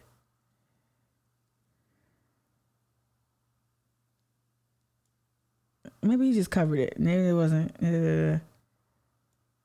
Okay. All right. So no, let me switch cameras real quick. So the conversation I'm trying to have, y'all see my desk? That's where I got up to get. The desk is here, y'all. The desk is here. I can get from the countertop, and the desk, I just have to assemble a heavy ass fucking desk. And I got a new mic arm thingy, boom arm. That one's a real one. This one's real too, and I'm grateful for it. I'm grateful for this counter too. Let me not be so mean to myself. But the reason why I'm having this conversation and showing strong political point of views on a day where we're observing or reflecting on insurrection and how not to repeat the sins of the past, all that. It's really important to also remember how much autonomy, how much agency we really have. And agency it extends beyond. It's more than just showing up to vote. It's more than just donating to our favorite candidates or our the candidates that we support the most. So this is when I talk about the old doom and gloom. I don't have no use for it. I really don't. And it's okay. We don't believe in toxic positivity here. It's okay to have these roller coaster emotions about our political system, about the state of our government, the state of democracy right now. It's okay. I go through this. I woke up this morning worried about an election, worried about, it's January 6th. Who's going to whitewash it? Who's going to sweep? Who's going to push things under the rug? Who's going to underreport what happened? Who's going to not put something on the, I woke up, a little bit anxious about today and about last year and all that. So I want to hold space for that. But I think for those who are actively trying to work toward creating change and organizing for change and organizing for better outcomes at the polls or in other places, we have to realize how much agency we have. So I thought it was appropriate, of course, self-indulgent to play a clip because I wanted to play it. But also it's important for you to see how people are talking about power, how people are talking about a reclamation of power, how Black women specifically in the political sphere are strategizing and working towards building political power in a way that brings about better outcomes for us all. And I think that's important to remember on a day like today where you're going to be served up. And I always say this, if you come to my page looking for what's Mika's take on this extrajudicial killing, what's Mika's take on this? If you come looking for me to be news cycle driven, you're going to be sorely you're just going to be disappointed.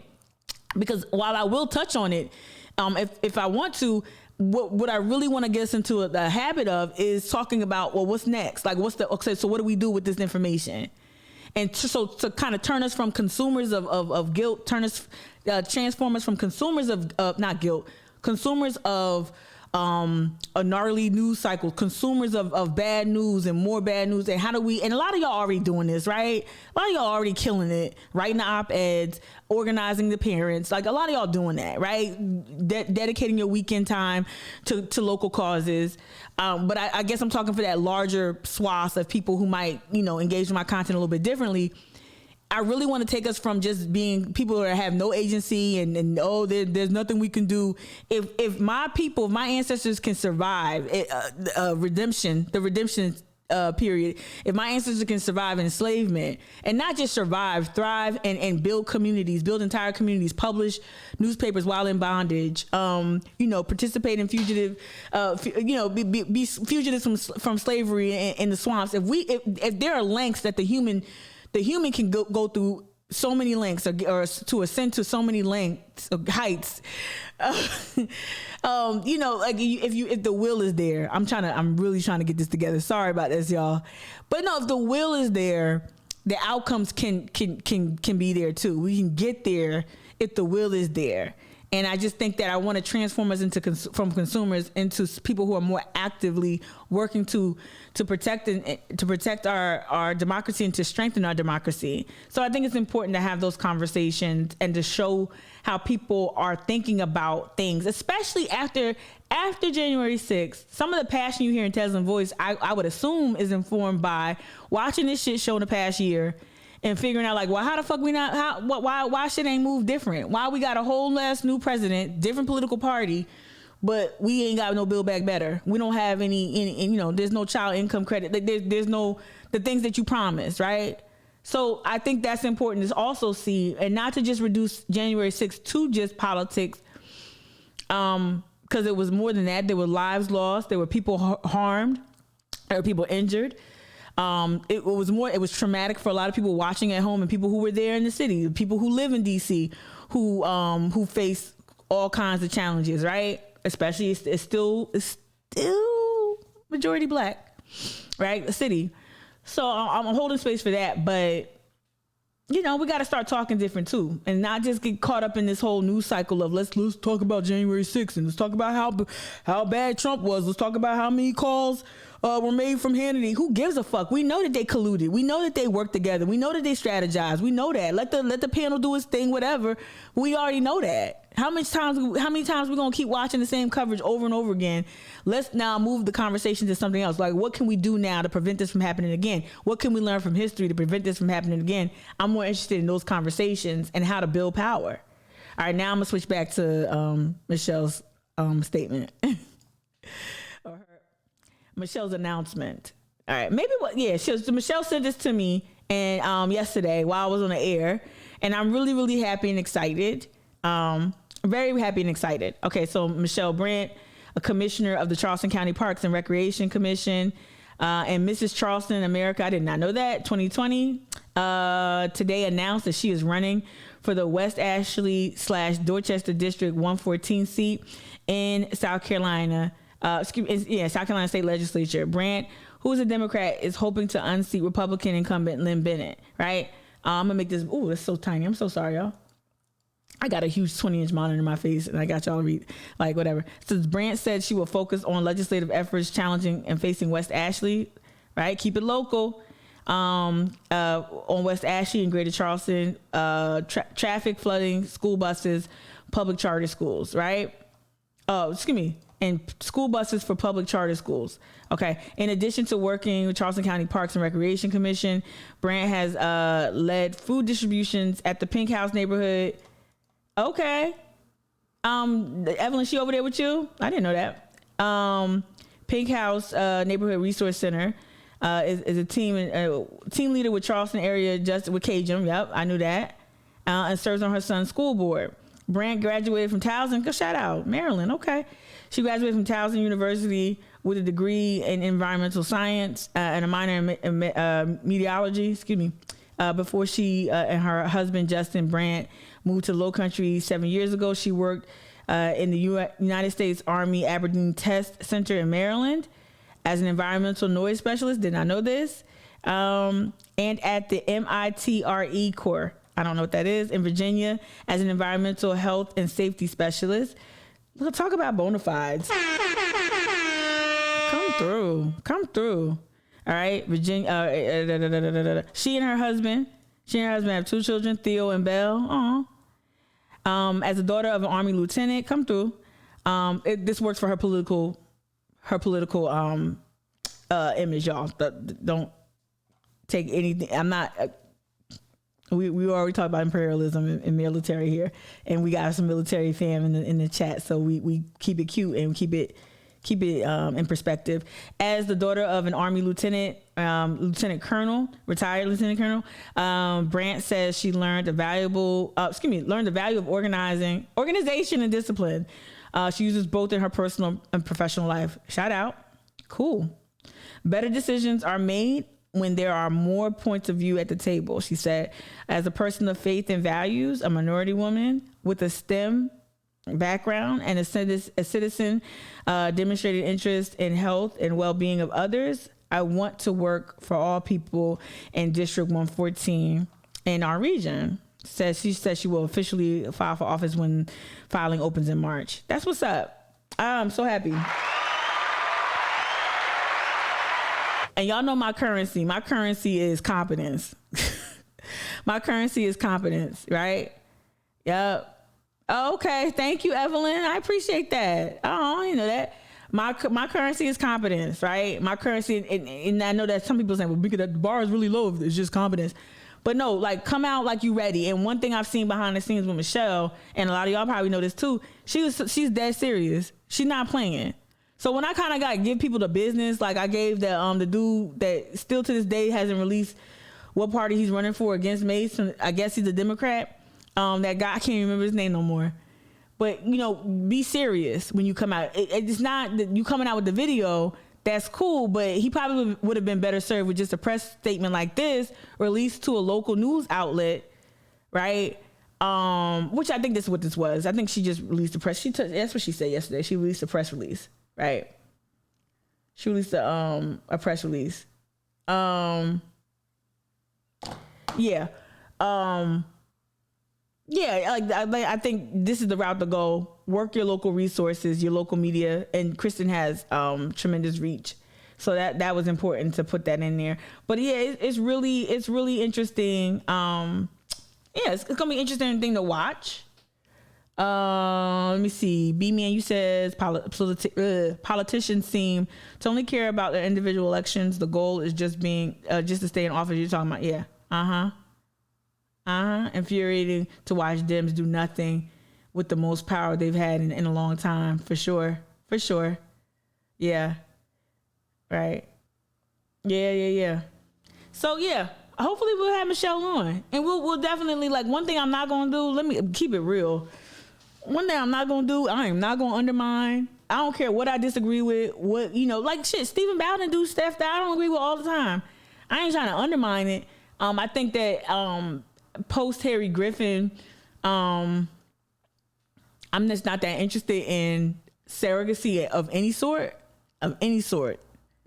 So I won't be engaging in I won't be like rah get, you know, blah blah. I won't be doing that after Stephen's election. I kind of decided that, even though I didn't do much but just provide a home for Stephen to say things and to offer comment and insight on a number of things. But my relationship with politicians and people seeking office is just really going to look markedly different from what it looked like in previous years. And that doesn't mean that I'm not support. That means I'm going to support, and I have supported Michelle, and I will if I have anything. I don't have much, but if I have a name or a number, I'm willing to offer it within reason. I think I'm just going to change my relationship with politics right now and really demand more. But I'd love to speak with as many politicians as possible, if that makes sense. Like, that's how I want to engage with them. So I want to grow the platform, and so that more find this as a destination to speak with, to come on and talk about things. So hopefully Michelle will come on and talk. She can just say what she wants to say. It won't be our interview, admittedly.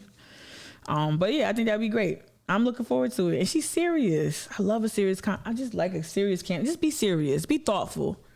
You don't have to have the most money. You don't have to have the most, the most bells and whistles. Just be serious and do your due diligence and get the right help.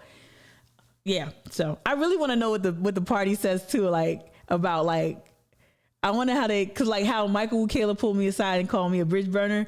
I want to know, like, do they pull candidates aside and say, you might want to distance yourself from, I should ask that. I should ask that to some people. I would love to know, like, cause like a lot of these operatives all like they on different campaigns. They just different flavors. So like speak strategic, like there was some speak strategic behind Stephen, I believe. Definitely behind Annie. Yeah, either like there was something. Whatever. I don't. You know what? I don't know definitively, so let me not say that. But I know behind Dr. Annie, speech strategic is back there, and I know Tyler don't fuck with me. So I want to know, like, what's the advice? What do they get? What's the advice they get? It's probably smart advice about go to where just you're going to get favorable interviews and whatnot. I think that's probably what the advice that they probably dole out. But I want to know.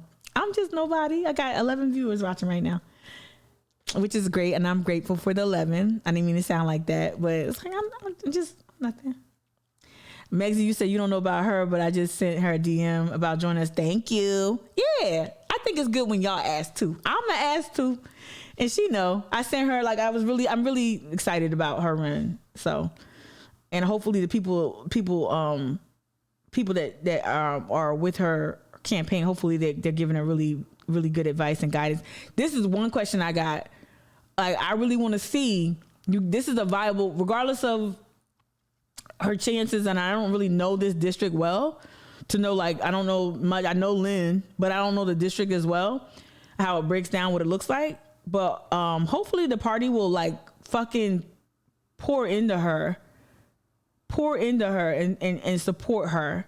And like, I really hope that, because that needs to be seen. And she shouldn't have to spend 6 figures or 5 figures to run a nice, a decent campaign. She shouldn't have to do that. It should be some sort of other type of institutional support that will supplement where maybe fundraising might not be. And not saying that she won't fundraise well, but hopefully she'll get that institutional support that a lot of candidates of color don't receive. Even Crystal Matthews, because she was an outsider, and because Crystal, was an outsider, I think that was they didn't embrace her. But when she made history, they still didn't embrace her. They still didn't bring her in the fold and really, give her that type of institutional support. So I'm tired of seeing that. I'm tired of seeing Black women candidates be treated like that, and not having any Black women political figures like win races in a state where historically Black women have delivered outcomes. All right. So like, I really want to see some more races being won. Shout out to all the Black women holding office: Wendy Brawley, Mia McLeod, Margie Bright, a bunch of them. But still, you want to see more like women really, really going for it. All right, that's it. I spoke for a long time today. Hopefully it made sense.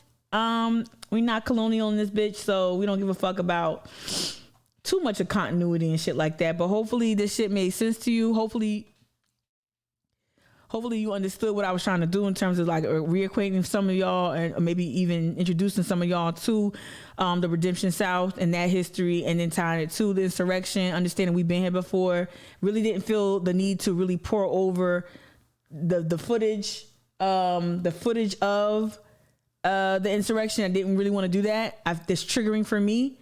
So I thought maybe just reading about it, and looking at the Post and Courier's refusal to provide some real estate on the front page today for that story. I thought that was a strategic miss, but that's the one they want.